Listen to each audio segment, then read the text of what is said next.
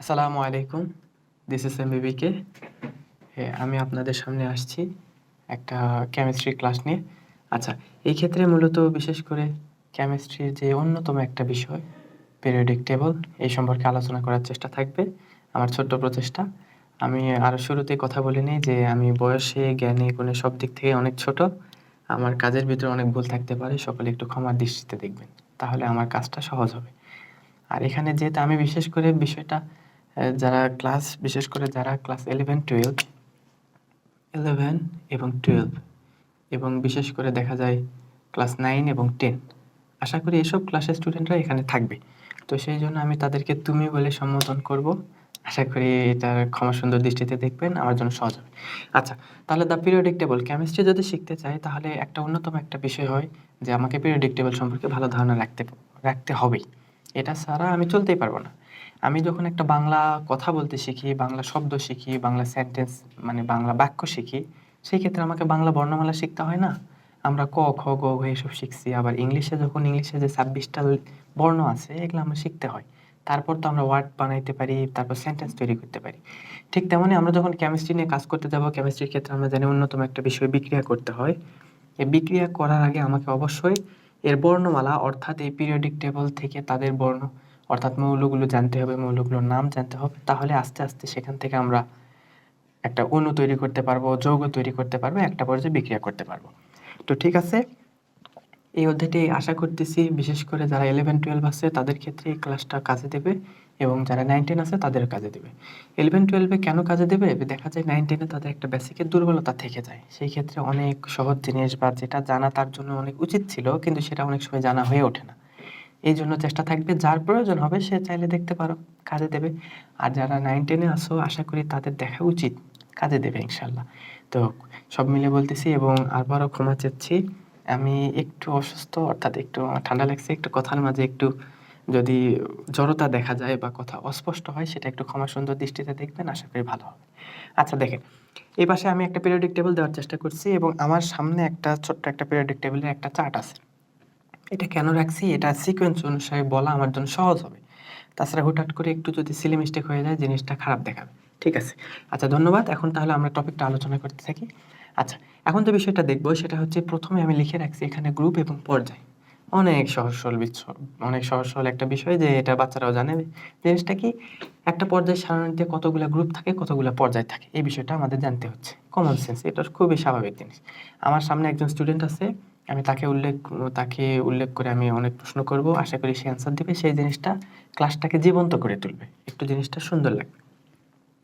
আচ্ছা, তাহলে আমি যদি প্রশ্ন করি তোমাকে, এখানে একটা পর্যায় সারণীতে কতগুলা গ্রুপ আছে? 18। আচ্ছা হ্যাঁ, গ্রুপ আছে, তার মানে 18টি। আমরা তাহলে বললাম গ্রুপ সংখ্যা 18টি, তাই না? আচ্ছা, আর যদি পর্যায় সংখ্যা বলা হয়? 7টি। পর্যায় সংখ্যা হচ্ছে 7টি। পর্যায় সংখ্যা গ্রুপ কোন দিক বরাবর থাকে? এই লম্বা দিক বরাবর, তাই না? আচ্ছা, গ্রুপে পর্যায় সারণীতে দেখা যাবে শুরু থেকে শেষ পর্যন্ত 18টি। এই পাশে যে দেখতে পাচ্ছ, শুরু থেকে শেষ পর্যন্ত 18টি লম্বা লম্বি আছে না, যেটা কলামের মতো। কলাম না? আচ্ছা, একটা কলামের মতো যে স্তম্ভাকৃতির অনেক লম্বা লম্বা অংশগুলো আছে সেগুলোকে বলা হয় গ্রুপ। আর যেগুলা আড়াআড়ি ভাবে আছে এগুলোকে কি বলা হয়? পর্যায়। পর্যায় বা সারিকে আমরা ইংলিশে বলি রো। আচ্ছা, সেখান থেকে আমরা বলতে পারলাম রো। তাহলে রো সংখ্যা কতটি বলো তো? 7টি, তাই না? তার মানে 18টি গ্রুপ আছে আর পর্যায় আছে হচ্ছে 7টি। ঠিক আছে।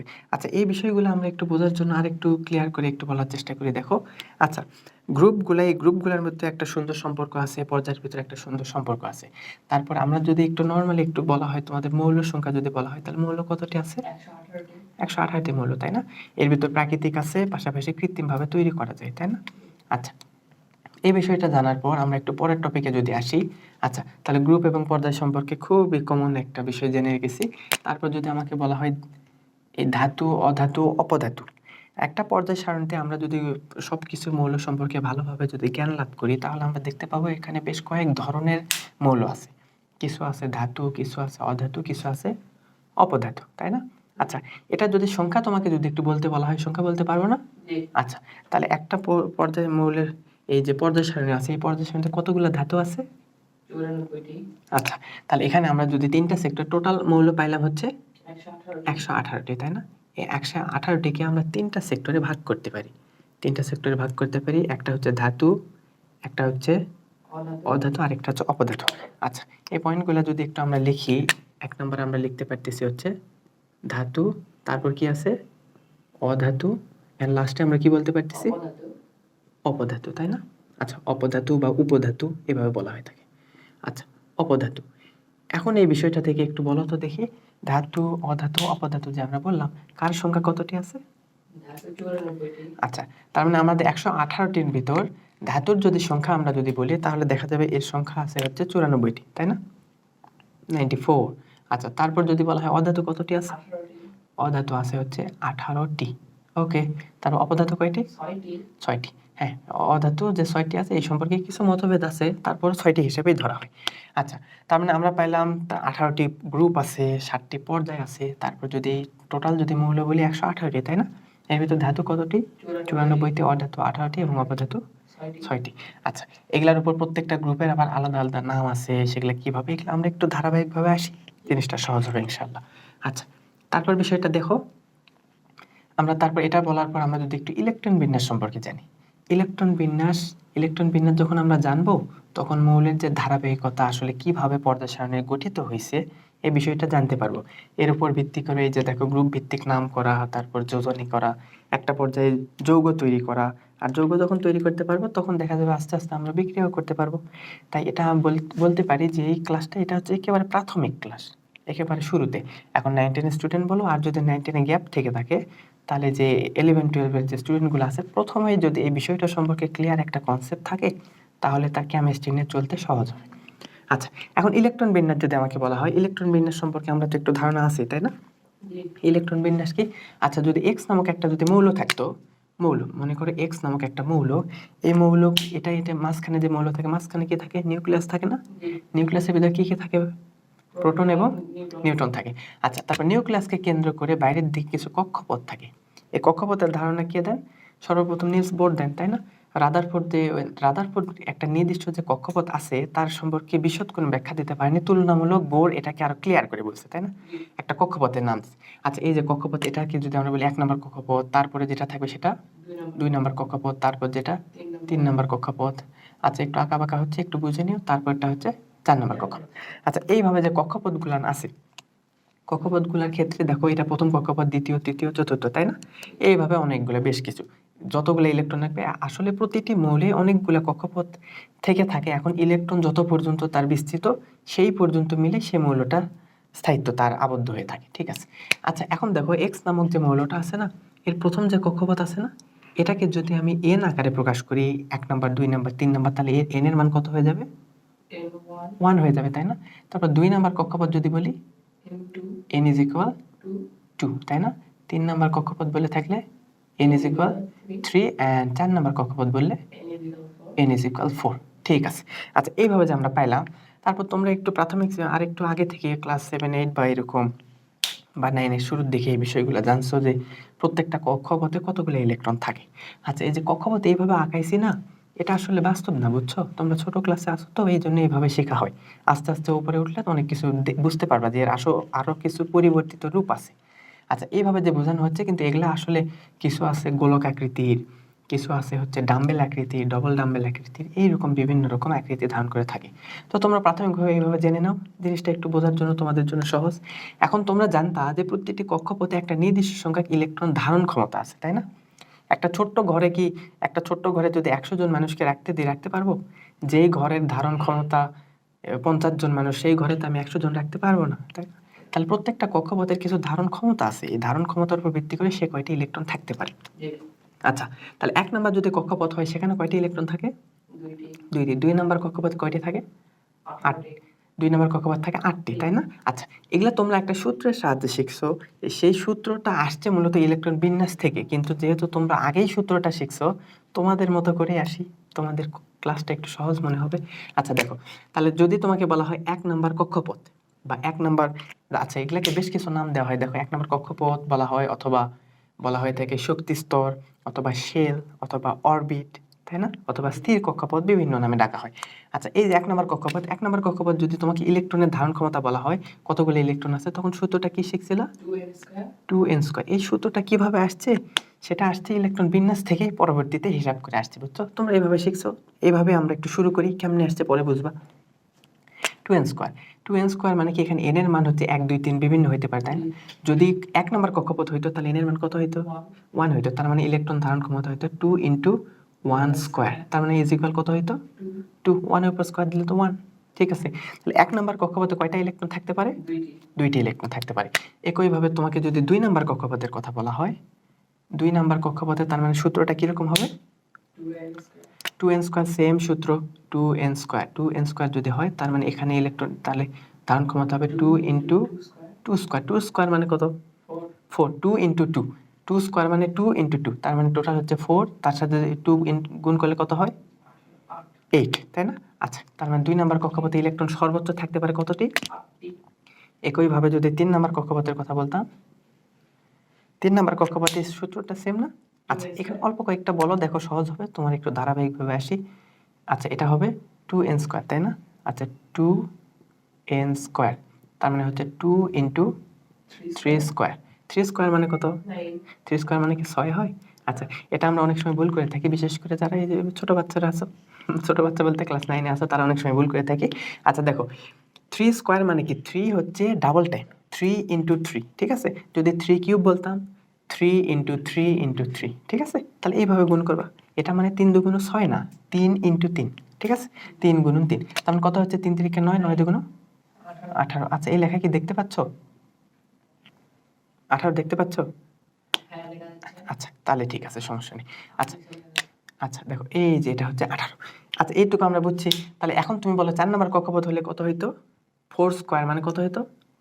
16 কে যদি 2 দ্বারা গুণ করতাম 32টি। তাহলে আমরা একটু, এটা যেহেতু নিচে দেখা যাচ্ছে না, আমি একটু সাইডে একটু লিখলাম। দেখো, যদি কক্ষপথ 4 নাম্বার হতো তার মানে সেখানে ইলেকট্রন থাকতো কতটি?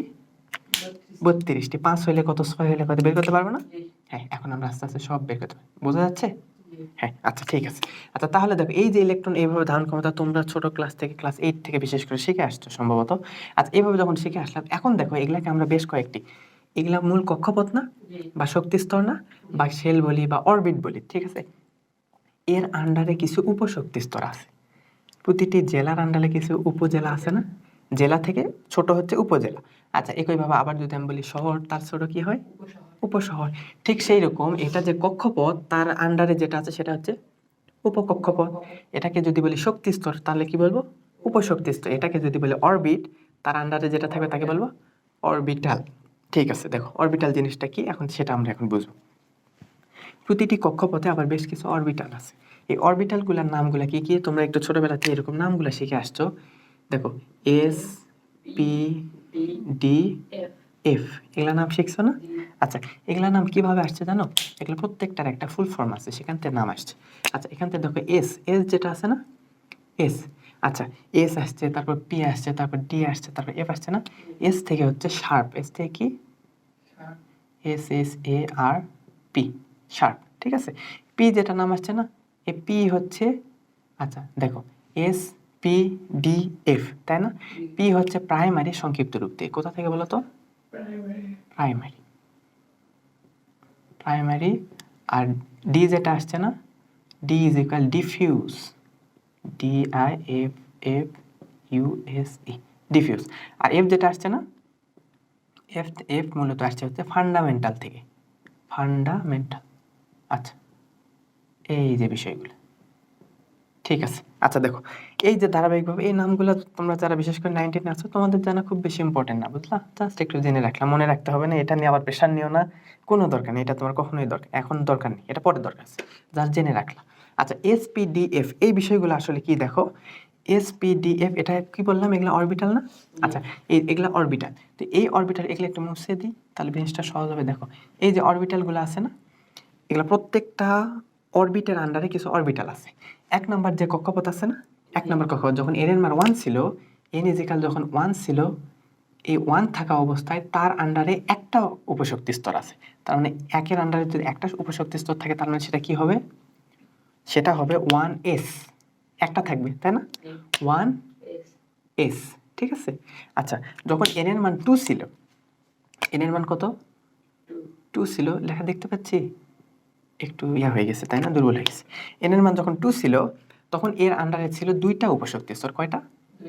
এগুলা একটা কেন দুইটা, এটা মূলত ইলেকট্রন ধারণ ক্ষমতার উপর ভিত্তি করে। তাহলে এন এর মান যখন 2 ছিল তখন কি ছিল দেখো, 2s ছিল, তারপর 2p ছিল। তার মানে 2 নম্বর কক্ষপথের আন্ডারে কয়টা উপশক্তি স্তর আছে?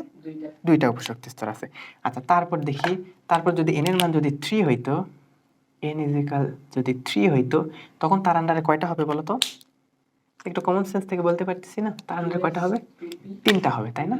সেটা হবে 3s, 3p, 3d, ঠিক আছে। আচ্ছা হ্যাঁ, তারপর যদি n এর মান যদি 4 হইতো, 4s, 4p, 4d, 4d, হ্যাঁ লেখা দেখতে পাচ্ছি, n এর মান যদি 4 হইতো, তাহলে তার আন্ডারে কি কি থাকতো আমরা কমন সেন্স থেকে বলতে পারতেছি, তখন হইতো কি 4s, 4p, 4d এন্ড তারপর হচ্ছে 4f, ঠিক আছে না? আচ্ছা দেখো এইভাবে, এখন বিষয়টা দেখো, এক নাম্বার কক্ষপথে সর্বোচ্চ কয়টা ইলেকট্রন থাকতে পারে? দুইটা। তার মানে যেহেতু এক নাম্বার কক্ষপথে দুইটা থাকতে পারে, তাহলে 1s এ কয়টা থাকতে পারবে? তাই না? তার মানে এই জন্য আমরা লিখি 1s2। তার মানে এক নাম্বার 1s এ সর্বোচ্চ দুইটাই থাকতে পারবে, কারণ এই ঘর উপশক্তি স্তর কয়টা? একটাই। তাহলে একটাতেই দুইটা থাকতে হবে না? আচ্ছা, একটাতে যখন দুইটা ইলেকট্রন থাকতে হয়, এখানে আবার দুইটা ইলেকট্রন থাকার জন্য একটা ঘর আছে, মানে একটা ঘরের ভিতর দুইটা ইলেকট্রন থাকতে পারে বিপরীত স্পিন আকারে। তাহলে এস এর ঘর কয়টা? একটা ঘরে কি রকম ইলেকট্রন? দুইটা ইলেকট্রন থাকে না? দুইটা ইলেকট্রনকে প্রকাশ করে, একটা হচ্ছে উপরের দিকে স্পিন, একটা হচ্ছে তার বিপরীত দিকে স্পিন। বুঝতে পারছি? স্পিন আকারে বিপরীত স্পিন। একটা হচ্ছে, এটাকে যখন সংখ্যায় বলা হয়, একটাকে বলা হয় প্লাস হাফ, প্লাস, আরেকটাকে বলা হয় মাইনাস হাফ। প্লাস আর মাইনাস বিপরীত না? আচ্ছা, তাহলে একটা প্লাস হাফ, একটা মাইনাস হাফ, তখন বলা হয় একটা উপর দিকে স্পিন, একটা নিচের দিকে স্পিন। এটা তোমরা এই যে ফোনে ডেটা চিহ্ন দেখো না, তোমরা ইন্টারনেট চালাইতে খুব অভ্যস্ত তাই না? আচ্ছা, ওখানে যখন ডেটা চিহ্ন দেখো অনেকটা এরকম দেখা যায় না? আচ্ছা, এরকম একটু, তাই বলে ভেবো না যে ডেটা চিহ্ন ইলেকট্রন এই স্পিন থেকে নেওয়া হয়েছে, এমনটা না, ওটা জাস্ট মিল দেখে বললাম। আচ্ছা, এক নাম্বার হইলো, তারপর 2 নাম্বার যখন ছিল দেখো তো 2s2p ছিল না? আচ্ছা, 2s2p, তার মানে আমরা এখনই শিখলাম এসে কয়টা ইলেকট্রন থাকতে পারে? দুইটা ইলেকট্রন থাকতে পারে, যেহেতু এক নম্বরে সর্বোচ্চ দুইটাই থাকতে পারে এবং আছে একটা উপশক্তি স্তর, সুতরাং দুইটা। তার মানে আমরা বুঝে গেছি এক নম্বরে থাকে, এসে থাকে কয়টা ইলেকট্রন? দুইটা। তাহলে এই এস এর সাথে একটু 2 লিখি। আচ্ছা, এস এর সাথে ইলেকট্রন থাকতে পারে হচ্ছে দুইটি। দেখো কিভাবে কি হচ্ছে, এসে ইলেকট্রন থাকতে পারে হচ্ছে দুইটি। আচ্ছা, তাহলে উপরেরটা একটু মিশিয়ে দিই, আমাদের কাজটা সহজ হবে। আচ্ছা, এস এর 1 এর কাজ হয়ে গেল। তারপর দেখো 2s আছে না? 2s, তাহলে আমরা যেহেতু দেখলাম এসে কয়টা ইলেকট্রন থাকতে পারে? দুইটি থাকতে পারে। তাহলে 2s এ কয়টা থাকতে পারবে? দুইটাই থাকতে পারবে। 2 হচ্ছে, এটা হচ্ছে তার হচ্ছে শক্তি স্তর, প্রধান শক্তি স্তর, তার আন্ডারে আছে উপশক্তি স্তর। তাহলে 2s এ ইলেকট্রন থাকতে পারবে কয়টি? দুইটি। তাহলে 2s এ যদি দুইটি থাকতে পারে, তাহলে অতিরিক্ত ইলেকট্রন থাকতে বাকি থাকলো কয়টি? ছয়টি না? 2 নাম্বার কক্ষপথে সর্বোচ্চ ইলেকট্রন থাকতে পারে 8টি। এসে যদি দুইটা থাকে, তাহলে পিতে কয়টা থাকতে হবে? 6টি। তার মানে পিতে সর্বোচ্চ ইলেকট্রন থাকতে পারে হচ্ছে, বুঝতে পারছি? তাহলে এখন বলো পিতে সর্বোচ্চ ইলেকট্রন ধারণ ক্ষমতা কয়টি? 6টি, ঠিক আছে। এখন আমরা দেখলাম এসে ইলেকট্রন ধারণ ক্ষমতা 2টি, এই জন্য এস এর ঘর কয়টা ছিল? একটি ছিল। একটিতে বিপরীত আকারে দুইটি ইলেকট্রন বিপরীত স্পিন আকারে থাকে। তাহলে পিতে যদি 6টি থাকে, তাহলে এর ঘর কয়টি হবে? 3টি হবে না? তাহলে পির আন্ডারে যদি আমরা ঘরগুলো দেখি, সেই জিনিসটা হবে এইরকম, ঘর হবে 3টা, 1 2 3। 3টাতে যদি ইলেকট্রন থাকে কিভাবে থাকবে বলো তো? বিপরীত স্পিন আকারে। বিপরীত স্পিন আকারে কিরকম?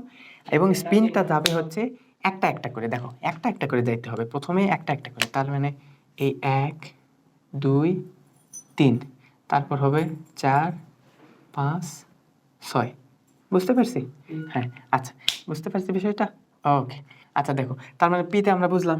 এখন যদি ডির কথা বলা হয়, তার মানে কি হবে? তার মানে 2 নম্বর কক্ষপথের কাজ শেষ হয়েছে না? 2 নম্বর কক্ষপথ 6 2 8, ঠিক আছে, 8টা তো ফিল আপ হয়ে গেছে। তাহলে 2 নম্বর কক্ষপথটা একটু মিশিয়ে দিই। আচ্ছা, এখন 3 নম্বর কক্ষপথে একটু আসো দেখি। 3 নম্বর কক্ষপথে সর্বোচ্চ কয়টা ইলেকট্রন থাকতে পারে? 18টি না? আচ্ছা, আমরা এসে কয়টা থাকে শিখছি? এসে থাকতে পারে হচ্ছে 2টি। আচ্ছা, তার মানে এসে একটু 2টা দিয়ে দেই, এখানে থাকলো হচ্ছে 2টি। পিতে কয়টা? 6টি, তাই না? তাহলে এখন দেখো তো ডিতে সর্বোচ্চ কয়টি থাকতে পারবে? টোটাল 3 নম্বর কক্ষপথে কয়টি থাকতে পারে? 18টি 18টি। তার ভিতর এস নিচে 2টি, পি নিচে 6টি, টোটাল কয়টি হইলো? 8টি না? 8টি আচ্ছা, আর 18টি হইতে গেলে কয়টি বাকি থাকে? 10টি তার মানে ডিতে সর্বোচ্চ কয়টা ইলেকট্রন থাকতে পারবে? 10টি 10টি। এই তো আমরা বুঝতে পারছি। ডিতে তার মানে ইলেকট্রন থাকার ক্ষমতা কয়টি আছে? 10টি 10টি। এই যে এখন আমরা ডির সাথে লিখি, ডিতে ইলেকট্রন থাকতে পারবে হচ্ছে 10টি। আচ্ছা, ডিতে যদি 10টা ইলেকট্রন থাকতে পারে তাহলে ডির ওই যে ছোট ছোট ঘরগুলো কয়টা হবে? 5টা হবে না? জি। আচ্ছা, তাহলে ডির জন্য ঘর হবে 5টি, এবং 5টি যদি ঘর হয় সেখানে ইলেকট্রন কিভাবে থাকবে? বিপরীত স্পিন আকার। তার মানে ডির ঘর হবে 5টি। এই যে আমরা একটু 5টি ঘর আঁকালাম, এটা ডি রাখাচ্ছি, বুঝছো? 1 2 3 4 5। কিভাবে যাবে? প্রথমে 1 2 3 4 5, তারপর বিপরীত দিকে 6 7 8 9 10। বুঝতে পারছি ভাইয়া? জি। আচ্ছা দেখো, তাহলে এস হইলো, পি হইলো, ডি হইলো, ঠিক আছে। এখন এফ এর কাজ একটু করি। 3 নাম্বার কক্ষপথে তার মানে কয়টা আছে? 3টাই না? এখন 4 নাম্বার কক্ষপথে যখন যাব তখন আমরা পাবো হচ্ছে 4s 4p 4d এবং পাশাপাশি 4f। আমরা এতক্ষণ আমরা শিখে গেছি এস এ কয়টা ইলেকট্রন থাকে? 2টা। তার মানে এর এস কে 2টা দিয়ে দাও, এখানে 2টা না? পি থাকে হচ্ছে 6টা, 6টা শেষ। ডি থাকে হচ্ছে 10টা আছে, তার শেষ হয়ে গেল। তার মানে টোটাল ইলেকট্রন থাকতে পারে কতগুলা? 32টা না? তার ভিতর 2 6 10, তোমার কয়টা শেষ হয়ে গেছে? 10 16 18টা শেষ হয়ে গেছে। এখন 32টার ভিতর 18টা শেষ হয়ে গেলে বাকি থাকে কয়টি? তার মানে অবশ্যই বুঝতে পারতেছি আমার যেহেতু একটা ঘরই ফাঁকা আছে, একটা উপশক্তি স্তর ফাঁকা আছে এবং ইলেকট্রন আছে হচ্ছে 14টি, তাহলে এফে কয়টা ইলেকট্রন থাকবে? 14টি। এই তো বুঝতে পারতেছি, এখানে হলো 14টি। তাহলে তুমি বলো এফে কয়টা ইলেকট্রন থাকতে পারে? 14টি। সর্বোচ্চ ধারণ ক্ষমতা 14টি। 14 জায়গায় 13টি থাকতে পারে না? পারে তো, ঘর বড়, ঘরে তোমার 100 জন আটকাইতে পারে, কিন্তু তুমি যদি 99 জন রাখো সমস্যা আছে, কিন্তু যদি 101 জন হয় আর রাখতে পারবে না, ঠিক আছে? তাহলে এফ এর ইলেকট্রন ধারণ ক্ষমতা কয়টি? 14টি। আচ্ছা, তাই যদি হয়ে থাকে তাহলে এফ এর এই যে ছোট ছোট ঘর আঁকাইলাম না, এগুলা কয়টা হবে বলো তো? 7টি হবে, তাই না? সুন্দর, এই তো বুঝতে পারতেছি। আচ্ছা, তাহলে এফ এর ক্ষেত্রে ঘর হবে 7টি। তাহলে 7টি একটু বড় করে আঁকাইলাম। এই যে মনে করো 1 2 3 4 5, কয়টা হলো? 1 2 3 4 5 6, আরেকটা 7টা। ইলেকট্রন যাবে কিভাবে? 1 2 3 4 5 6 7, আর বাকিগুলো কিভাবে যাবে? বিপরীত স্পিন আকারে, তাই না? বিপরীত দিকে। তার মানে এখানে হচ্ছে 8 9 10 11 12 13 14। এটুকু আমরা বুঝতে পারছি। আচ্ছা, এই যে তোমরা শুরুতে এইভাবে মুখস্থ করতে না, যে এস এ 2টা ইলেকট্রন, পি তে 4টা বেড়ে যাবে, কয়টা হবে? 6টা। তারপর পি থেকে ডি তে গিয়ে আরো 4টা বেড়ে যাবে, হবে কয়টা? 10টা। তারপর এফ এ গিয়ে আরো 4টা বেড়ে যাবে, হবে কয়টা? 14টা। এখন কি বুঝতে পারছো এগুলা কেন এটা হয়? কারণ আমার জেলা যেহেতু আছে, উপজেলা, তার মানে সেই তার ভিতরে থাকতে হবে। জেলাতে যদি 100 জন লোক বাস করে তাহলে সব উপজেলা যোগ করে কি 100 জনই হবে না? এবার বুঝতে পারছি? সুন্দর, এই তো। তার মানে এসে কেন 2টা, পিতে কেন 6টা, ডিতে কেন, এফে কেন, বুঝতে পারবো না?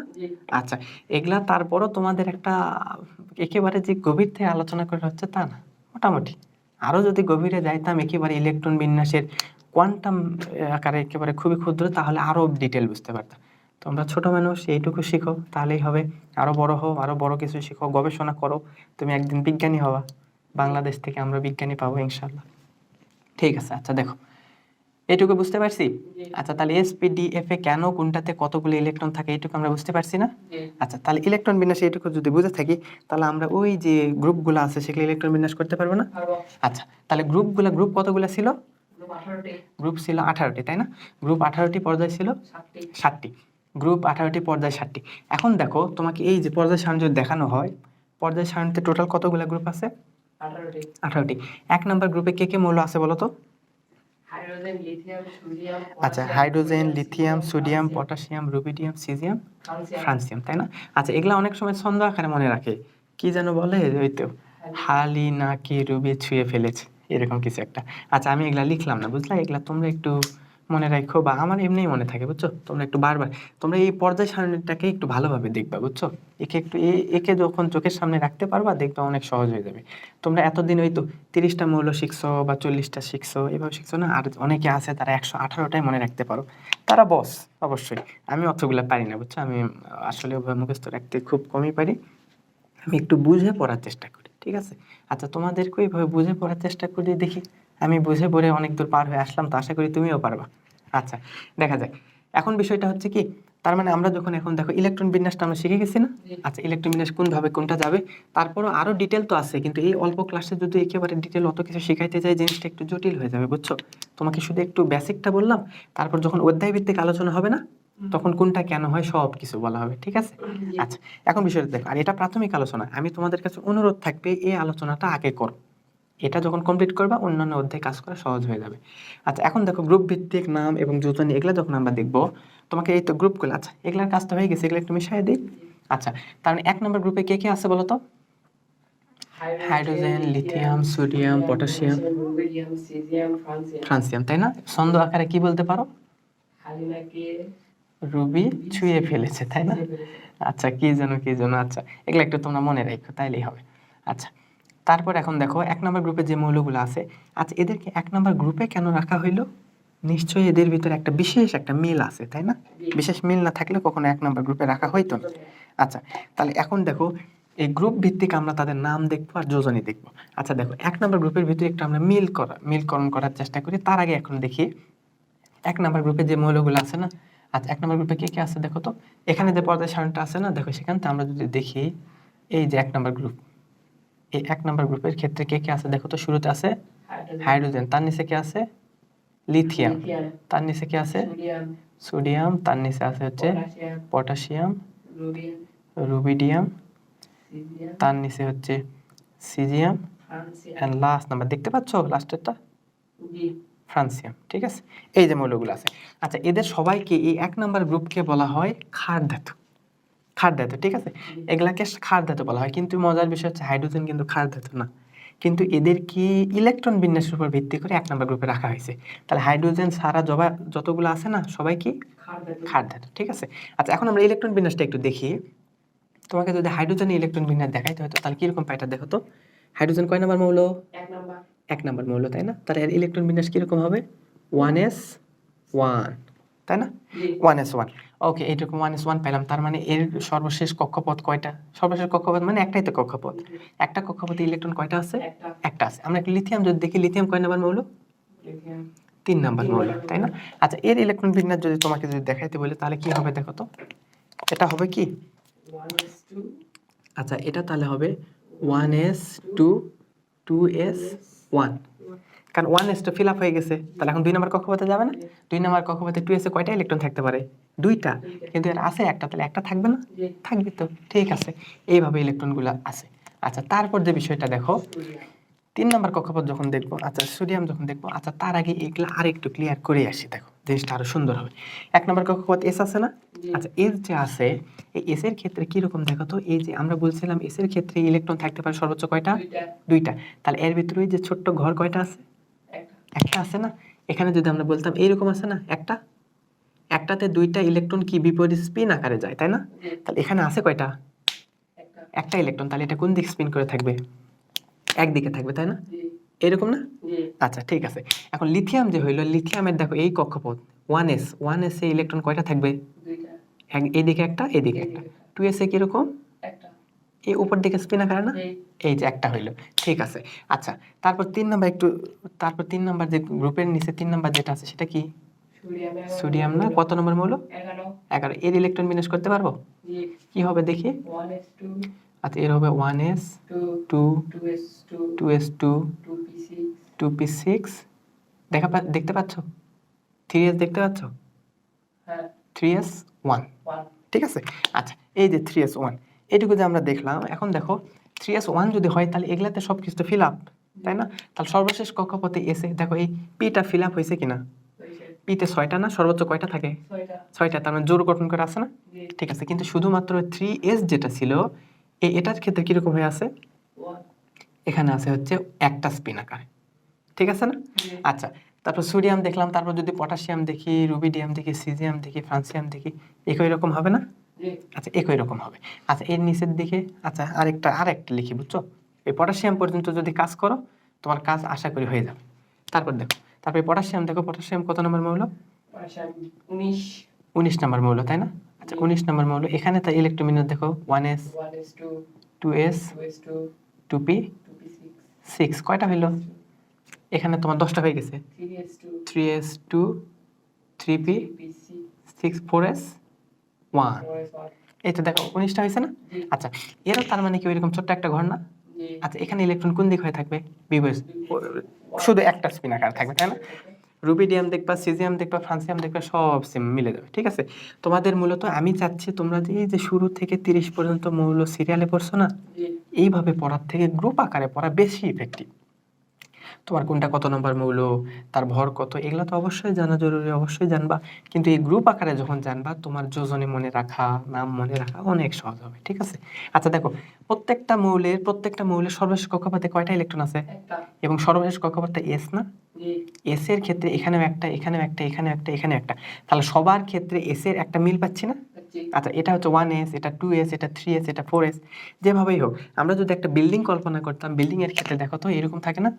বিল্ডিং এর এই যেটা হচ্ছে মনে করো কলাম, আমরা বিল্ডিং তৈরির সময় কলাম করা হয় না? জি কলাম করে বিল্ডিং, এটা মনে করো দুইটা কলাম। এই দুইটা কলামের উপর ভিত্তি করে নিচের দিকে থাকে একটা হচ্ছে গ্রাউন্ড ফ্লোর, তাই না? একটা থাকে গ্রাউন্ড ফ্লোর, তার উপর দিকে যখন থাকবে এগুলাকে কি বলে? Ground floor. তারপর হচ্ছে ফার্স্ট ফ্লোর, সেকেন্ড ফ্লোর, তাই না? জি এটা মনে করো ফার্স্ট ফ্লোর, তারপর এটা হচ্ছে সেকেন্ড ফ্লোর, এইভাবে বেশ কয়েকটা ফ্লোর, অ্যান্ড লাস্টে উপরের দিকে সেটা মনে করো রুফ, একেবারে ছাদ, ঠিক আছে? এখন দেখো এটা বাংলায় যদি বলি, এটা প্রথম তলা, দ্বিতীয় তলা, তৃতীয় তলা, চতুর্থ তলা, কিন্তু প্রত্যেকটা তলার এটা একটা কলাম না? জি এটা একটা কলাম, এটা এক তলার এক নম্বর কলাম, এটা 2 তলার 1 নম্বর কলাম, 3 তলা, 4 তলা, প্রত্যেকটার কলাম কিন্তু সেম। জি এখন প্রত্যেকটা দেখো, এটা 1 নম্বর কক্ষপথের এস, এটা 2 নম্বর কক্ষপথের এস, এটা 3 নম্বর কক্ষপথ, এটা 4 নম্বর কক্ষপথের এস। একটা সাধারণ একটা মিল আছে না? এই সাধারণ মিলের উপর ভিত্তি করে এদেরকে একটা গ্রুপে সাজানো হয়েছে। আচ্ছা, এই গ্রুপে সাজাইলাম, তারপর এই যে সবার ক্ষেত্রে দেখতেছি একটা সিঙ্গেল অরবিটাল, সিঙ্গেল একটা ইলেকট্রন আছে, তাই না? ও মানে একটা স্পিন আকার আছে। এটার কাজ কি দেখো? আচ্ছা, তোমাদেরকে যদি বলা হয় যোজনী কাকে বলা হয় বলো তো? যে কোনো মৌলের ইলেকট্রন বিন্যাস করলে শেষ কক্ষপথে যে আচ্ছা, কয়টা অযুগ্ম ইলেকট্রন থাকে হ্যাঁ তাকে ঠিক যোজনী আছে। বলে। আচ্ছা দেখো, যোজনী, আচ্ছা যোজ্যতা ইলেকট্রন আমরা বুঝি। জি যোজ্যতা ইলেকট্রন হচ্ছে সর্বশেষ কক্ষপথে যে কয়টি ইলেকট্রন থাকে সেটাই হচ্ছে যোজ্যতা ইলেকট্রন। আর যোজনী বিষয়টা হচ্ছে সর্বশেষ কক্ষপথে যে কয়টি অযুগ্ম ইলেকট্রন থাকে। হ্যাঁ, আমরা অনেক সময় এইরকম পড়ে থাকি যে কোনো মৌল যতটি হাইড্রোজেন পরমাণুর সাথে মিলিত হতে পারে বা কোনো মৌল যতটি ক্লোরিন পরমাণুর সাথে যুক্ত হতে পারে সেটাই হচ্ছে তার যোজনী। হ্যাঁ ঠিক আছে, এভাবেও বলা যায়, কিন্তু এটা হচ্ছে একটা পারফেক্ট ওয়ে, বুঝছো? এই যে এখানে সিঙ্গেল আছে না? আচ্ছা, প্রত্যেকটা কক্ষপথ চায় জোড় গঠন করতে। তোমরা ওই যে 8-এর নিয়ম, অষ্টক নিয়ম, 2-এর নিয়ম এগুলো পড়ছো না? জি আচ্ছা, এগুলা পড়ছো বা যারা 9-এ আসো এখনো পড়ো নাই, আস্তে ধীরে পড়বা। দেখো, প্রত্যেকটা কক্ষপথ চায়, প্রত্যেকটা উপকক্ষপথ যে উপশক্তি স্তর আছে না, সে চায় তার মৌল, তার যে সর্বশেষ কক্ষপথ আছে, তার যে উপশক্তি স্তরের যে ধাপ আছে, যতগুলো ইলেকট্রন দরকার সেটা যাতে ফিল আপ হয়। জি এখানে একটা আছে, দরকার কয়টা? 2টা দরকার না? আচ্ছা, আরো একটা দরকার, তার মানে এ একটা আছে, আরেকটা দরকার, তার মানে এ কয়টা হাইড্রোজেনের সাথে যুক্ত হতে পারবে? দুইটা একটা হাইড্রোজেনের সাথে যুক্ত হতে পারবে না, কারণ এর দরকার হচ্ছে একটা। এই জন্য এর এর যোজনী কত? 1। তাহলে 1 নম্বর গ্রুপে যারা আছে সবার যোজনী কত? এক বুঝতে পারছি? মনে থাকবে না? 1 নম্বর গ্রুপে আছে তাদেরকে কি ধাতু বলা হয়? ক্ষার ধাতু শুধু হাইড্রোজেন ছাড়া পরেরগুলা, কিন্তু ইলেকট্রন বিন্যাসের জন্য এদেরকে একই গ্রুপে রাখা হয়েছে। আচ্ছা, তারপর বিষয়টা দেখো, তাহলে সর্বশেষ কক্ষপথে যেহেতু একটা অযুগ্ম ইলেকট্রন আছে, সুতরাং এদের সবার যোজনী কত? এক বুঝতে পারছি? জি 1। ঠিক আছে, এই জিনিসটা একটু মনে রাখো। আচ্ছা, তারপর আমরা যদি একটু 2 নাম্বার গ্রুপে যাই, 2 নাম্বার গ্রুপেরটা বলতে পারবো না? জি আচ্ছা, 2 নাম্বার গ্রুপে কে কি মৌল আছে বলো তো? বেরিলিয়াম ম্যাগনেসিয়াম আচ্ছা, 2 নাম্বার গ্রুপে আছে বেরিলিয়াম, ম্যাগনেসিয়াম, ক্যালসিয়াম, তারপর কি? স্ট্রনসিয়াম আচ্ছা, স্ট্রনসিয়াম, তারপর বেরিয়াম বেরিয়াম, রেডিয়াম। আচ্ছা, এই যে এটার জন্য একটা ছন্দ ইউজ করে, বুঝছো? সেই ছন্দটা কিরকম?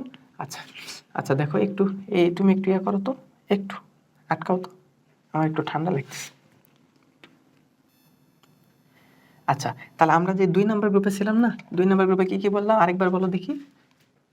Beryllium magnesium calcium strontium barium আচ্ছা, 2 নাম্বার গ্রুপের রেডিয়াম এই প্রথম একটা কম থাকে, তাই না? জি আচ্ছা, একটা কম থাকে, তার নিচের গুলো সব ঠিকঠাক আছে। আচ্ছা, এটা যদি দেখি তাহলে আমরা দেখতে পাবো 2 নাম্বার গ্রুপের শুরুতে যেটা আছে সেটার নাম কি?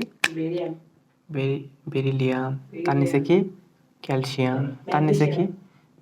না, শুরুতে সরি ভুল করতেছি। আচ্ছা, বেরিলিয়াম, তার নিচে কি?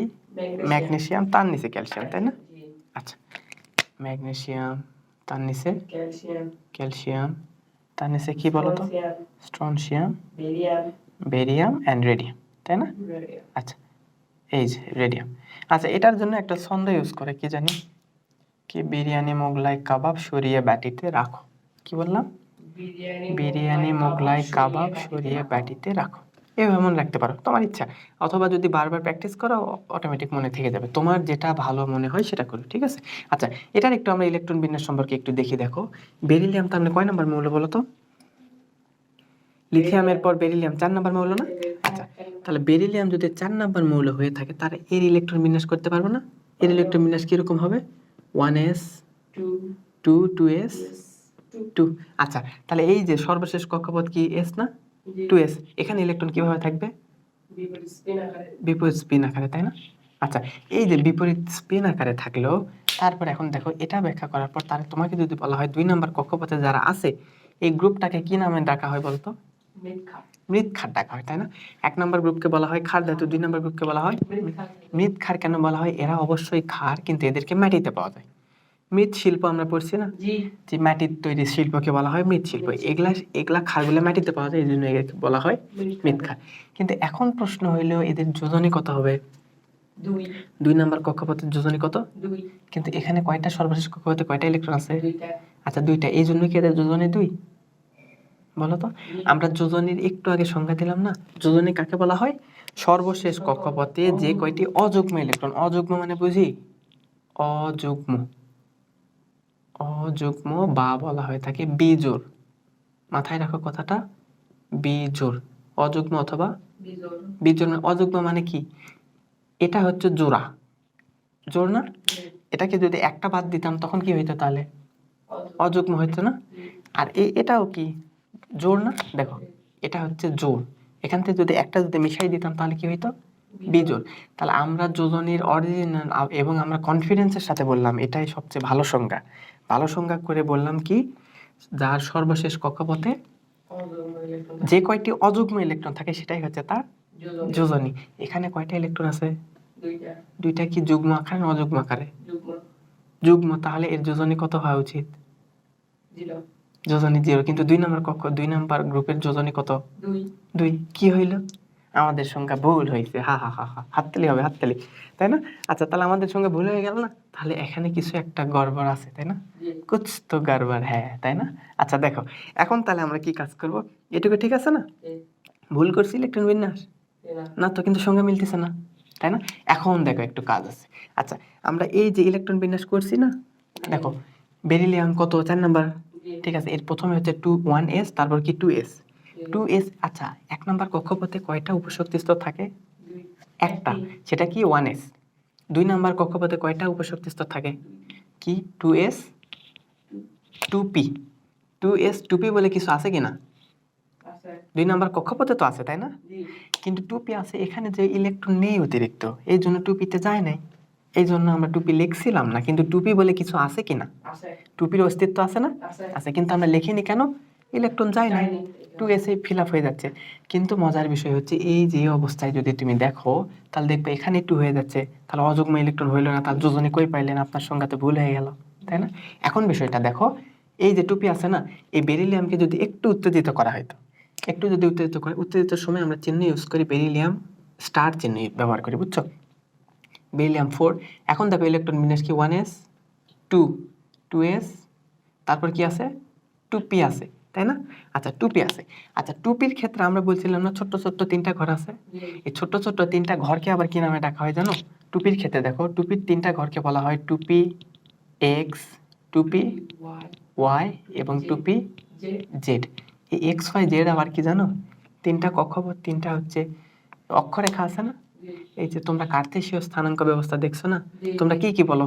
এই তো দেখো, তোমরা x y স্থানাঙ্ক বলো না? এই যে এই বরাবর কাজ করো, এই বরাবর কাজ করো, এটাকে তোমরা কি বলো? x কক্ষ, x অক্ষ, এটাকে বলি x প্রাইম অক্ষ, এটাকে আমরা বলি y অক্ষ, এটাকে আমরা বলি y প্রাইম, তাই না? এবার এটা দ্বারা আসলে কি বোঝায়? দ্বিমাত্রিক স্থানাঙ্ক ব্যবস্থা। এটা মানে হচ্ছে ডানে বামে, y মানে বোঝায় সামনে উপরে নিচে, তাই না? আচ্ছা, মানে এটাকে যদি আমরা ডানে বামে ধরি, এটাকে যদি আমরা সামনে পিছে ধরি, উপরে নিচে বলে একটা বিষয় আছে কিনা? সেটা তার মানে কি জেড অক্ষ। আমরা ত্রিমাত্রিক পৃথিবীতে বাস করতেছি না? তোমরা 3D বলো না? 3D মানে কি? 3 ডাইমেনশন। 3 ডাইমেনশন মানে কি? 3টা মাত্রা। মানে দেখো আমি কিভাবে চলতে পারি, আমি যখন এই দিক চলতেছি তখন এটা কি ডানে পাবে না, জি এটা একটা অক্ষ, মনে করো এটা এক্স অক্ষ, তারপর আমি সামনে পিছিয়ে যাইতে পারতাম না, জি আর সামনে যাইতে পারতেছি না, বোর্ড আছে দুঃখিত, সামনে পিছিয়ে যদি আমি যাইতাম তাহলে এটা একটা অক্ষ, এটা কি বলতাম ওয়াই অক্ষ। আচ্ছা আমি আবার এখান থেকে লাফ দিতে পারি না, জি একে উড়ে একটা লাফ দিলাম স্পাইডারম্যানের মতো, আমি উপরে চলে গেলাম। আবার যদি আমি একেবারে মাটি খনন করে একেবারে গভীরে চলে যাই, তাহলে এই দিক বরাবর একটা অক্ষ আছে না, জি ওটাকে কি বলা হয়, জি এই জন্য টুপি এক্স টুপি ওয়াই টুপি জেড। বুঝতে পারছি? জি এর ক্ষেত্রে এগুলা কেন হয় কেমনে হয় তোমরা যারা ক্লাস 9 10-এ আসো তাদের কাছে বেশি বেশি হয়ে যাচ্ছে, তোমরা পরে শিখবা। যারা ইন্টারমিডিয়েট আসো তাদের জন্য ঠিক আছে, সমস্যা নেই। ঠিক আছে, তাহলে টুপি এক্স টুপি ওয়াই টুপি জেড, ঠিক আছে। আচ্ছা এইভাবে যদি ভাগ করা যায় তার মানে টুপি এর ভিতর কয়টা অংশ আছে, 3টা অংশ আছে তাই না। এস এর ভিতর কি কি ছিল বলো তো, একটা, এস তো একটাই, এই জন্য এর নাম আলাদা দেওয়া লাগেনি, এটা শুধু এস। আর এটা টুপির ক্ষেত্রে 3টা, টুপি এক্স টুপি ওয়াই টুপি জেড, এখানে আর নাম লিখলাম না। ঠিক আছে, দেখা যাচ্ছে কি? জি হ্যাঁ। আচ্ছা এখন দেখো তো 2s এ কয়টা ইলেকট্রন ছিল, দুইটা 2টা ইলেকট্রন ছিল। এখন উত্তেজিত করছি না, হুম, উত্তেজিত করার পর এখানে ইলেকট্রন নর্মালি কয়টা ছিল, দুইটা 2টা ছিল তাই না। কিন্তু টুপির 2s এর পর টুপি বলে কিছু একটা আছে না, আছে টুপি পুরাটা ফাঁকা না। জি আচ্ছা ফাঁকা, এ দেখো ফুলফিল ইলেকট্রন নিয়ে আসে অথচ টুপি ফাঁকা। এরা আবার কি জানো, একটু মজা করে যদি বলি, এরা খুব দানশীল বুঝছো, এরা দান করতে পছন্দ করে বা এরা জাকাত দেয়। আসলে কি হয়, কারো যদি পরিপূর্ণ বেশি থাকে, এর সম্পূর্ণ আছে, আর পাশের প্রতিবেশীর কিচ্ছু নেই জানো, এরা তখন খুব মহান। এরা তখন ভাবে আমার জন্য 2টা আছে, আমার ফুলফিল আছে, আমার 2টা না থেকে যদি একটা থাকে আমার প্রতিবেশীকে একটা দিয়ে দিই। এখান থেকে আমরা কি শিখতে পারতেছি, আমরা প্রতিবেশীকে হেল্প করব, আমার অনেক বেশি সম্পদ থাকলে আমরা পাশের যে দরিদ্র মানুষকে একটু সাহায্য করতে পারবো না, জি ইনশাল্লাহ আমরা করবো, আমাদের দেশটাও একদিন অনেক সুন্দর হবে। আচ্ছা এখন দেখো, এটা কিন্তু মজা করে বললাম কিন্তু প্রকৃতপক্ষে ওই সাথে মিলে যায় এই জন্য আর কি। আচ্ছা দেখো 2s এ 2টা ইলেকট্রন না, জি কিন্তু টুপি যে ফাঁকা আছে, এই 2টা এ পূর্ণ থাকার থেকে এ যদি অর্ধপূর্ণ থাকে তাও একটা ভালো না। জি তখন কি করে, একটা ইলেকট্রনকে পাশের কক্ষপথকে দিয়ে দেয়, পাশের অরবিটাল কি আছে, পি আছে না, তখন এখানে একটা দিয়ে যায়, এই যে এইভাবে দিয়ে দিল। এখন দেখো তোর মোট ইলেকট্রন কয়টা হয়েছে, 4টাই না, 1 2 3 4, কিন্তু সর্বশেষ কক্ষপথে অযুগ্ম আছে কিনা, কয়টা আছে, দুইটা অযুগ্ম ইলেকট্রন 2টা, ঠিক আছে না। জি বা বিজোড় ইলেকট্রন কয়টা, দুইটা এখন তুমি একটু সংজ্ঞায় আসো দেখি, কোন মৌলের সর্বশেষ কক্ষপথে যে কয়টি অযুগ্ম ইলেকট্রন থাকে, এটা কি সুস্থিত অবস্থায় না, জি বা এই যে উত্তেজিত অবস্থা করে একটা বিস্তৃত হয়ে গেল। এই উত্তেজিত অবস্থায় যখন আমি দেখলাম এর সর্বশেষ কক্ষপথে 2টা অযুগ্ম ইলেকট্রন আছে, সুতরাং এর যোজনী কত, এবার বুঝতে পারছি। জি হ্যাঁ সুন্দর, এই তো, তাহলে এর যোজনী ব্যাখ্যা করতে পারবো না। জি আচ্ছা এটা যেহেতু অনেকগুলো জায়গা নিয়ে নিছে, আচ্ছা তার নিচে আরেকটা দেখি, ম্যাগনেসিয়াম একইভাবে বের করতে পারবো কিনা। পারো ম্যাগনেসিয়াম কত নম্বর মৌল, 12 নম্বর মৌল তাই না। এটা 12 নম্বর মৌল হইলে এর ইলেকট্রন বিন্যাস একটু করে দেখাও দেখি, 1s2 2s 2p 6, তারপর কি 2p 6 হইলো। আচ্ছা 2p 6, তারপর কি 3s 2, তাই না। আচ্ছা এখন যদি আমি 3s এর যদি দেখতাম, 3s এর ক্ষেত্রে ঘর কয়টা, একটা না, ইলেকট্রন কয়টা থাকবে, স্পিন আকারে 1 2। আচ্ছা তার মানে এসে আছে 2টা ইলেকট্রন, ঠিক আছে, তার মানে 2 নাম্বার গ্রুপে আছে, এটাও ঠিক আছে, কিন্তু এর যোজনী কি 2 বলতে পারতেছি, অযুগ্ম হতে হবে। একে অযুগ্ম আছে। আচ্ছা এই যে অযুগ্ম যখন থাকে তখনই তো একটা ইলেকট্রন সে শেয়ার করতে পারবে বা একটা ইলেকট্রন ত্যাগ করতে পারবে, সেই জন্যই তো তার যোজনী 2 হয় তাই না। কিন্তু এখানে তো ফুলফিল অবস্থা আছে, তাহলে এর জন্য কি দরকার। আচ্ছা তুমি এখন বলো, এটা এস এ চলে গেছে না, এস এর আরো অংশ আছে কিনা, এস এর ক্ষেত্রে কি কি থাকে, মানে 3 নাম্বার কক্ষপথে কি কি থাকে, 3s থাকে, 3p থাকে, আবার 3d থাকে, অনেকগুলো আছে। কিন্তু আমরা 3a 3p 3d বলে কিছু আছে কিনা এখানে, আছে, কিন্তু সেখানে যেহেতু ইলেকট্রন যায় নাই সেজন্য আমরা লিখি নাই, কিন্তু আছে কিনা, অবশ্যই আছে। তার মানে এখন দেখো এসে যেহেতু আমরা লিখছিলাম 2টা ইলেকট্রন, আর p 3টা পুরোটাই ফাঁকা আছে না, d তো পুরাটাই ফাঁকা, আমরা d পর্যন্ত গেলাম না।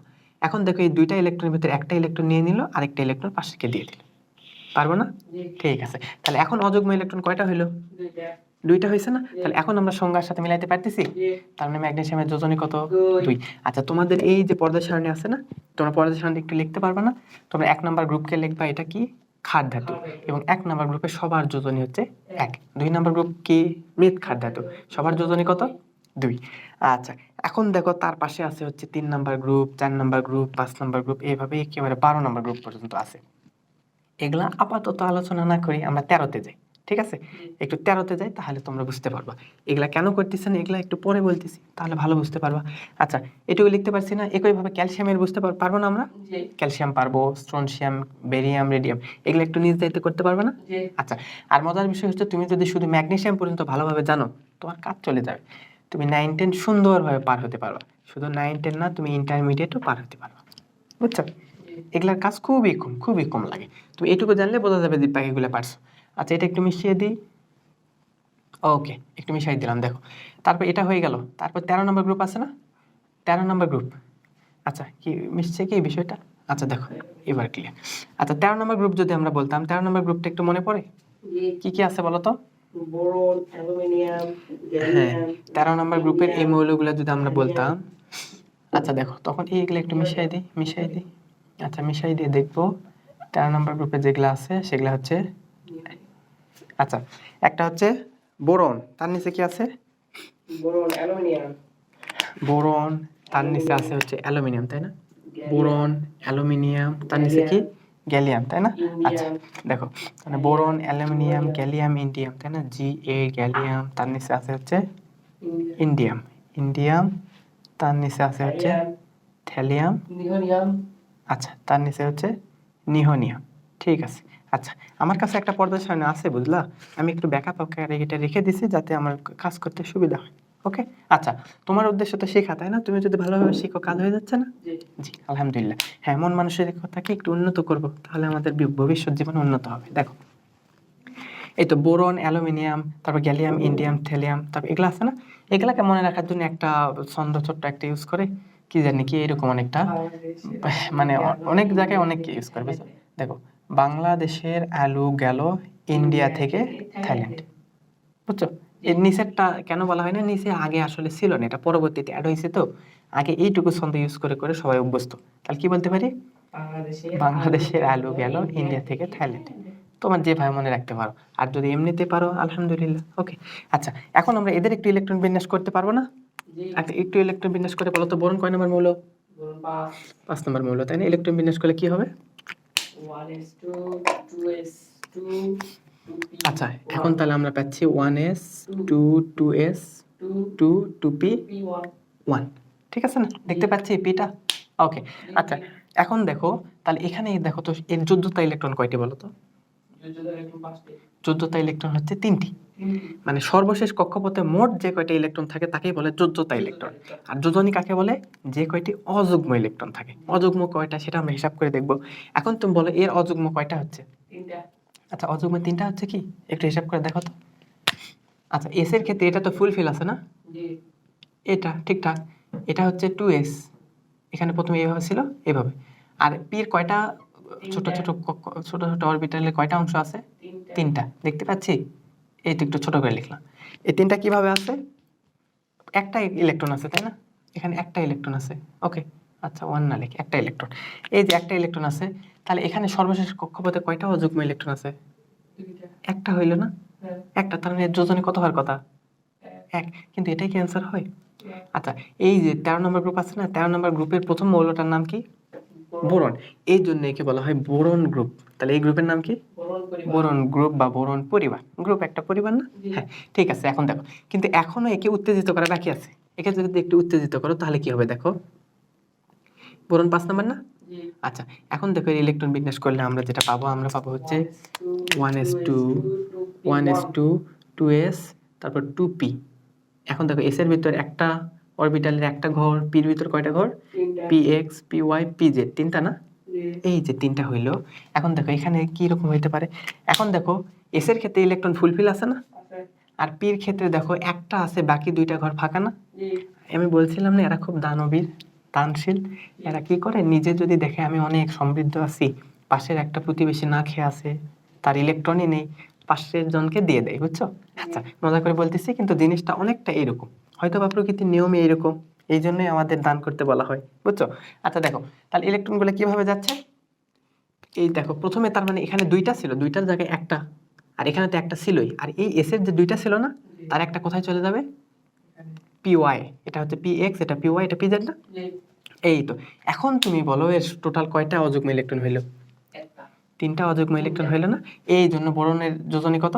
3 অ্যালুমিনিয়ামের বের করতে পারবো না অ্যালুমিনিয়াম একটু সংক্ষেপে তাড়াতাড়ি একটু বের করি অ্যালুমিনিয়াম কত নম্বর মৌল 13 নম্বর কি হবে 1s2 2s 2p6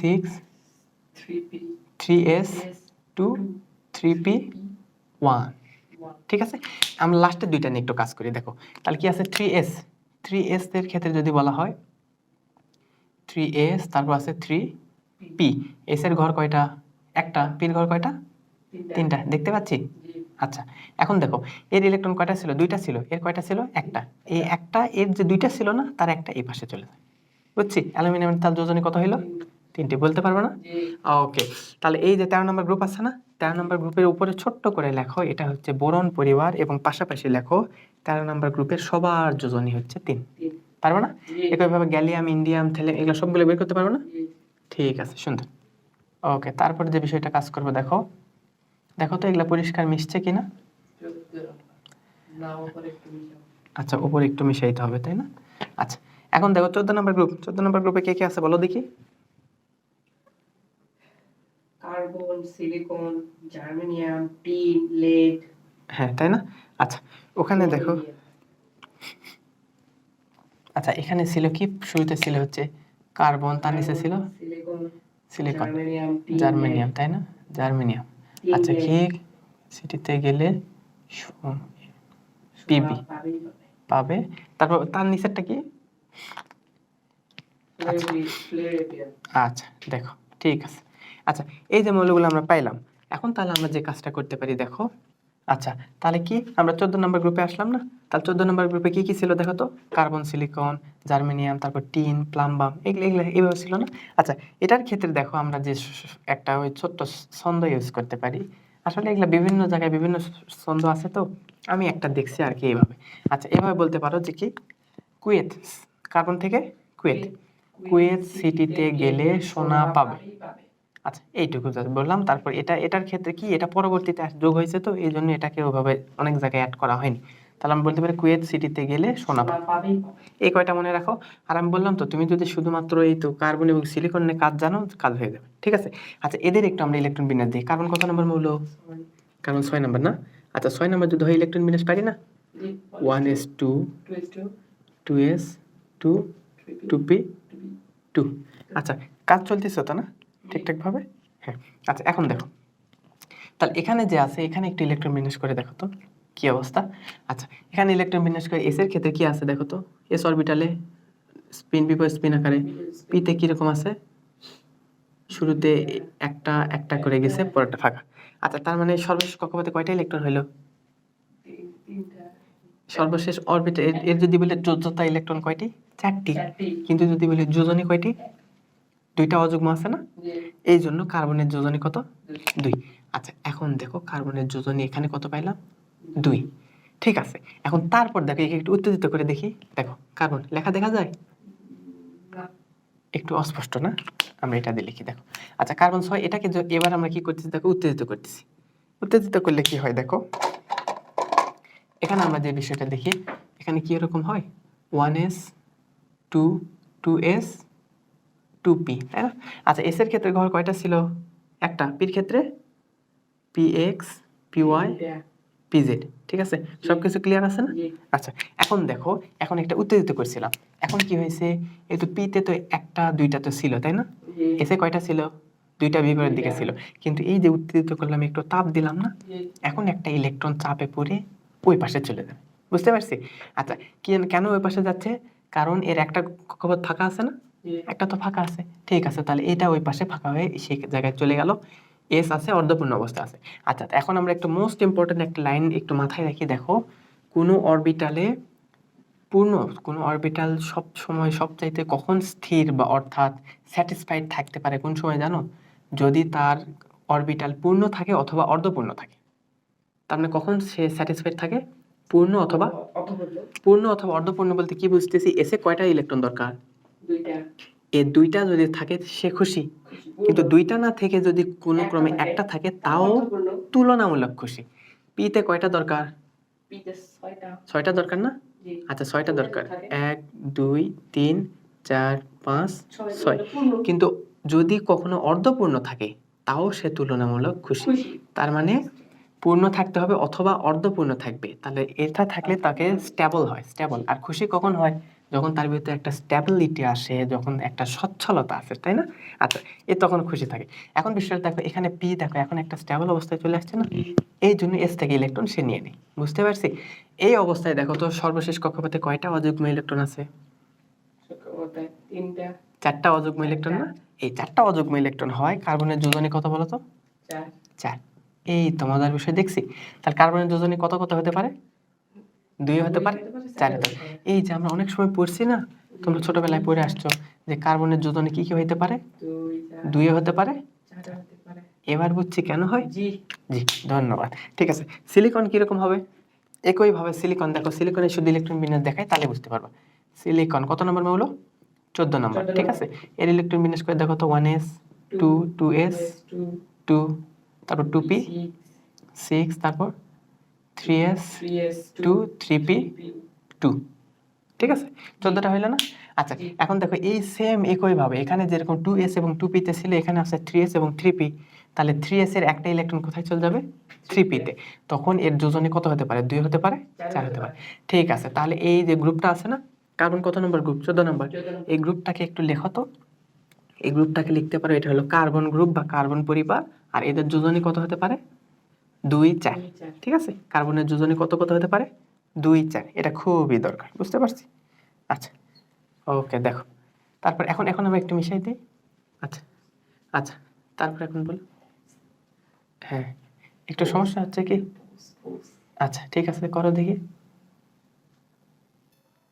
আচ্ছা, তাহলে 14 নম্বর গ্রুপ হয়েছে না? ঠিক আছে, এখন তাহলে আমরা পরের গ্রুপে আসি দেখি। 15 নম্বর গ্রুপ। আচ্ছা, 15 নম্বর গ্রুপটা একটু বলো দেখি। 15 নম্বর গ্রুপে কে কে আছে বলো তো? নাইট্রোজেন। আচ্ছা, নাইট্রোজেন আছে, তারপর কি আছে? ফসফরাস, আর্সেনিক, হ্যাঁ, অ্যান্টিমনি। ঠিক আছে। আচ্ছা ঠিক আছে, দেখো এগুলো একটু মৌলগুলো একটু লিখি, তাহলে আমরা একটু বুঝতে পারবো। দেখো, আচ্ছা তাহলে এই বিষয়টা যদি আমরা একটু দেখি, তাহলে এখন দেখো এখানে কি কি ছিল? 1 নম্বরে কি ছিল? নাইট্রোজেন, তাই না? আচ্ছা, তো লেখা ক্লিয়ার হয় কিনা দেখো তো। নাইট্রোজেন, তার নিচে কি আছে? ফসফরাস। ফসফরাস, তার নিচে কি আছে? আর্সেনিক। আর্সেনিক, তারপর অ্যান্টিমনি। অ্যান্টিমনি। অ্যান্টিমনির কি হচ্ছে? অ্যান্টিমনির সংকেত কি বলো তো? এসবি। এসবি, তাই না? হ্যাঁ, স্টিবিয়াম। স্টিবিয়াম থেকে এসবি। আচ্ছা, তারপর কি আসতেছে? নিচের দুইটা কি কি? বিআইএমসি। আচ্ছা, ও বিসমাথ, বিসমাথ, তারপরে আচ্ছা ঠিক আছে, বিআইএমসি। ঠিক আছে।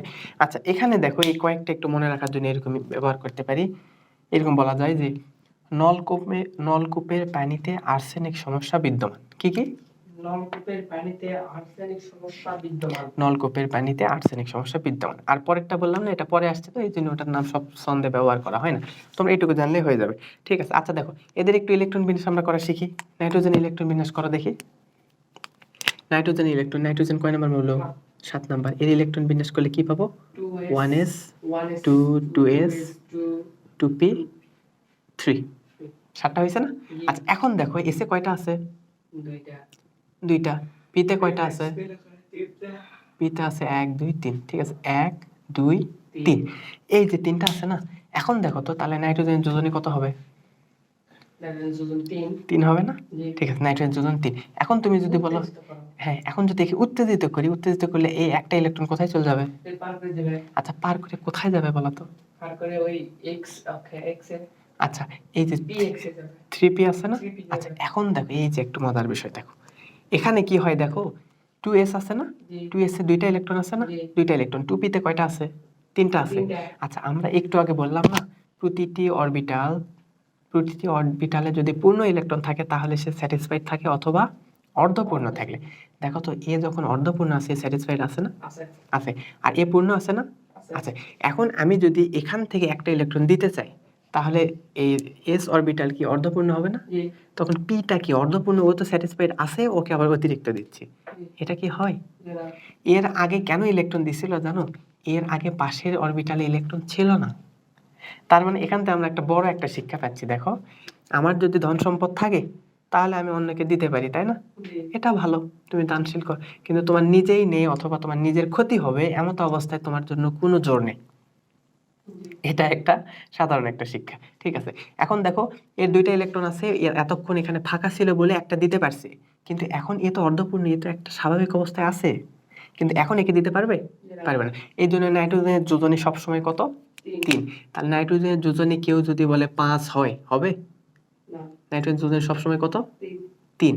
আর আবার বলতে পারো যে এখানে না হলেও এই পির পর যে ডি অরবিটাল আছে ওখানে দিতে পারে না? জি এটা প্রশ্ন আছে না? জি আচ্ছা, এটা তাহলে কি মজার বিষয়। এখন তুমি বলো তো, এটা 2 নাম্বার কক্ষপথ না? জি 2 নাম্বার কক্ষপথে কি হয়? 2s হয়, 2p হয়, 2d বলে কিছু আছে কি? আছে 2d আছে? আছে আচ্ছা, s অরবিটাল, 1 নাম্বার কক্ষপথে কয়টা অরবিটাল থাকে? 2টা। 1s। 2 নাম্বার কক্ষপথে কয়টা অরবিটাল থাকে? 2টা 2s, 2p। 3 নাম্বার কক্ষপথে হলে 3টা 3s, 3p, 3d। কিন্তু 2 নাম্বার কক্ষপথে কি 2d থাকে? না থাকে না। যেহেতু 2d থাকে না, সুতরাং 2d তে যাওয়ার কোনো অপশনই নাই। এসে কয়টা ইলেকট্রন থাকতে পারে? 2টা। পিতে কয়টা? 6টা। 8টা। তাহলে 2 নাম্বার কক্ষপথে সর্বোচ্চ ইলেকট্রন কয়টা ধরে? 8 এর বেশি হবে? জি না তাহলে 2d তে তুমি যাইতে পারবা? জি না বুঝতে পারছি? জি কনফিউশন ক্লিয়ার? জি আচ্ছা, এটা অনেক সময় প্রশ্নে আসবে। এটা কেন একটা স্থিতিশীল অবস্থায় থাকে, বা এটার কেন নাইট্রোজেন যোজনী কেন শুধুমাত্র 3 হয়, কেন 5 হয় না? ব্যাখ্যা করতে পারবে না? জি সুন্দর। দেখো এখন ফসফরাস একটু দেখি, তাহলে আরো একটু ক্লিয়ার হবে। আচ্ছা দেখো, এটা এই লেখা বোঝা যাচ্ছে? জি ওকে, এখন ফসফরাস কত নম্বর মৌল বলো তো? 15 আচ্ছা, ফসফরাস হচ্ছে 15 নম্বর মৌল। আচ্ছা, 15 নম্বর মৌল যদি আমরা একটু ইলেকট্রন বিন্যাস করে দেখি, ফসফরাস 15 লেখা বোঝা যায়? জি আচ্ছা দেখো, তাহলে 1s, 2 2, 2s, 2 2, 2p6 2p6, 2 3p3 3s, 2, 3p। 3p দেখো একটু দেখো তো এই বর্ডার দেখা যায় কিনা? দেখা জি যায়? আচ্ছা, এখন তুমি দেখো তো এখানে ইলেকট্রন দেখো 3s আর 3p যদি আমি দেখি, তাহলে এখানে কয়টা থাকে? 3s এ আছে হচ্ছে 2টা। 3p তে যদি দেখি, 3p তে কি অবস্থা? 1 2 3, একটা, দুইটা, তিনটা না? জি তাহলে অযুগ্ম ইলেকট্রন কয়টা হইলো? 3টা। 3টা 3টা। তাহলে ফসফরাসের যোজনী কত? 3 ফসফরাসের যোজনী হচ্ছে 3। কিন্তু মজার বিষয় হচ্ছে ফসফরাস যোজনী এই যে 3 হইলে, এখন যদি তুমি ফসফরাসকে একটু যদি উত্তেজিত করতা, ফসফরাসকে একটু উত্তেজিত করে, নাইট্রোজেনকে উত্তেজিত করে কোনো লাভ ছিল? কারণ নাইট্রোজেনের তার কোনো অরবিটালই নেই, ঠিক আছে। কিন্তু ফসফরাসকে উত্তেজিত করতে পারবো কিনা? দেখো, ফসফরাসকে যদি উত্তেজিত করি, একে যদি একটু তাপ দেওয়া হয়, তাহলে কি হবে দেখো। হ্যাঁ, বোঝা যায় কিছু? আচ্ছা, তাহলে এইটুকু দেখো ফসফরাস হইলো না? আচ্ছা, জি। ফসফরাসকে যদি একটু উত্তেজিত করি, দেখো ফসফরাসকে যদি একটু উত্তেজিত করা হয় তাহলে কি হবে? এই যে এটা 15 নম্বর না? 15, ঠিক আছে। এর পরের দুইটার পরিবর্তন শুধু হবে, তাই না? আগেরগুলো তো ঠিক আছে। জি তখন কি হবে জানো? 3s, 3p। আচ্ছা, তুমি বলো তো এই ফসফরাস 3p, 3d বলে কিছু আছে না নেই? আছে কারণ 3 নাম্বার কক্ষপথে তো 3টা থাকে, জি s থাকে, p থাকে, ডি d থাকে থাকে। আচ্ছা, এখন তুমি বলো তো s এ কয়টা ইলেকট্রন থাকতে পারে? 2টা s এ 2টা ছিল, p তে 6টা ছিল হচ্ছে 6টা। ঘর কয়টা ছিল? 3টা 3টা। d তে কয়টা থাকবে? ডিতে থাকবে হলো 10টা 10টা। তার মানে ঘর কয়টা থাকবে? 5টা 5টা ঘর থাকবে, তাই না? d তে দেখো ঘর আছে হচ্ছে 5টা 5টা, ঠিক আছে। তাহলে 1 2 3 4 5 হয়েছে না? জি ওকে, এখন তুমি দেখো p তে কয়টা ইলেকট্রন ছিল? 3টা না? জি 1 2 3। s এ কয়টা ছিল? 2টা না? এই 2টার একটা কি d কে দিয়ে দিতে পারবে না? পারবে নাইট্রোজেন কেন পারছিল না? কারণ নাইট্রোজেনের তো 2d বলে কিছু নাই, নাই জি কিন্তু এর তো 3d বলে কিছু আছে। আছে এই যে পারছি। তার মানে ফসফরাসের যোজনী কত? এখানে কয়টা অযুগ্ম? 5টা 5টা না? তার মানে এর যোজনী কত কত হতে পারে? 3 হতে পারে, 5 হতে পারে। এই জন্য ফসফরাসের যোজনী 3ও হয়, 5ও হয়। ব্যাখ্যা দিতে পারবে না? পারবো আচ্ছা, ফসফরাস যোজনী 3ও হতে পারে, 5ও হতে পারে। ঠিক আছে, একটু এগুলো একটু মিশাই দিই। আচ্ছা, তাহলে এই জিনিসটাকে বুঝতে পারতেছি। জি আচ্ছা, আর এই তো দুঃখিত, আমার পাশে যে লাইটগুলো জ্বলতেছে এগুলার একটু মনে হয় চার্জ একটু কমে গেছে, বুঝছো? এই জন্য একটু ক্লিয়ার কম দেখা যাচ্ছে। আচ্ছা, তাহলে আমরা একটু তাড়াতাড়ি শেষ করার চেষ্টা করি। দেখো, তুমি একটু ধৈর্য সহকারে দেখো। আর আমি চেষ্টা করতেছি কি, এগুলা ভিডিওগুলো যদি একটা ভিডিওতে থাক, মানে এই টপিকগুলো যদি একটা ভিডিওতে থাকতো, তোমার জন্য খুঁজে পাওয়া সহজ। এগুলাকে অনেক খন্ড খন্ড ভিডিও করা যায়, বুঝছো? এই অল্প অল্প করে 10 মিনিট 20 মিনিট করে করলাম, অনেকগুলো হইলো, ঠিক আছে। কিন্তু বিষয়টা হবে কি, ওইভাবে যদি করতে যাই তোমার অনেক সময় দেখা যাবে তুমি খুঁজে পাবা না, বা খুঁজে পাইতে একটা সমস্যা হবে। এই সমস্যা যাতে না হয় এই জন্য করা। দেখো, তারপরের গ্রুপটা কি ছিল? 16 16 নম্বর গ্রুপ। 16 নম্বর গ্রুপে কে কে আছে? অক্সিজেন সালফার আচ্ছা, অক্সিজেন, সালফার, তার নিচে কি আছে? দেখো, হ্যাঁ, অক্সিজেন, সালফার, তারপর কি আছে? এই তো সেলেরিয়াম না? আচ্ছা, অক্সিজেন, সালফার, টেলুরিয়াম, তারপর হচ্ছে টেলুরিয়াম, তারপর পোলোনিয়াম। আচ্ছা ওকে, দেখো টিই, তারপর কি আছে পোলোনিয়াম, পোলোনিয়াম, তারপর হচ্ছে এলভি। ঠিক আছে, দেখো আচ্ছা এইটুকু যদি হয়ে থাকে তুমি একটু ইলেকট্রন বিন্যাস করো তো অক্সিজেনের। অক্সিজেন কয় নম্বর মৌল? 8 নম্বর না? ইলেকট্রন বিন্যাস হবে 1s 2 2s 2 2p 2p কত হবে? 8টা না? 2p 4 হবে না? আচ্ছা তাহলে এখানে ইলেকট্রন কয়টা আছে? 1 2, এখানে কয়টা আছে? এখানে 4টা, তার মানে 1 2 3, তারপর উল্টা হয়েছে না? কয়টা অতিরিক্ত অযুগ্ম কয়টা থাকলো? তাহলে অক্সিজেন যোজনী কত? 2। আচ্ছা তার মানে এই অক্সিজেন যে আছে না, এটাকে তাহলে এই অক্সিজেন, আচ্ছা নাইট্রোজেনের একটা কথা বলতে ভুলে গেছিলাম, নাইট্রোজেন কয় নম্বর গ্রুপে ছিল? 15 নম্বর না? এই গ্রুপকে বলা হয় নিক্টোজেন, নিক্টোজেন অথবা শ্বাসরোধকারী। নাইট্রোজেনের গ্রুপকে কি বলা হয়? নিক্টোজেন বা শ্বাসরোধকারী। ঠিক আছে। আচ্ছা আর 8 নম্বর, এই যে 16 নম্বর যে গ্রুপটা আছে এটাকে বলা হয় চালকোজেন, চালকোজেন। ঠিক আছে, বা আকরিক তৈরিকারী। ওকে, এই 16 নম্বর গ্রুপ। আচ্ছা এখন দেখো তাহলে অক্সিজেনের যোজনী কত? 2। আচ্ছা এগুলো একটু লিখে রাখতে পারো এর পাশাপাশি। আচ্ছা তারপর সালফার আছে না? সালফার একটু ইলেকট্রন বিন্যাস দেখো, এখান এটা মজার বিষয়, এটা অনেক ডিটেল জিনিস। সালফারটা একটু জানতে হবে, বুঝছো? একটু ভালোভাবে জানি। আচ্ছা সালফার কত নম্বর যৌগ? কত নম্বর মৌল এটা? 16 নম্বর। আচ্ছা একটু আমরা কাজ করে দেখো। আচ্ছা সালফার, সালফার যদি আমরা দেখি সালফার কত নম্বর? আচ্ছা এটা হচ্ছে 16 নম্বর। ঠিক আছে। আচ্ছা দেখো সালফার ইলেকট্রন বিন্যাস করলে কি হবে? 1s2, তারপর 2s2 2p6। হ্যাঁ আচ্ছা আমরা একটু আস্তে আস্তে করি, দেখো তাহলে এখানে হচ্ছে 1s2 2s 2 2p6, তারপর হচ্ছে 3s2 3p 3p কত হচ্ছে? 6 হবে কি? 4 হবে না? 3p4, এই তো 16টা, এইদিকে 10 16। আচ্ছা এখন দেখো এখানে এই যে এটাতে কতগুলো আছে দেখো তো। 2টা।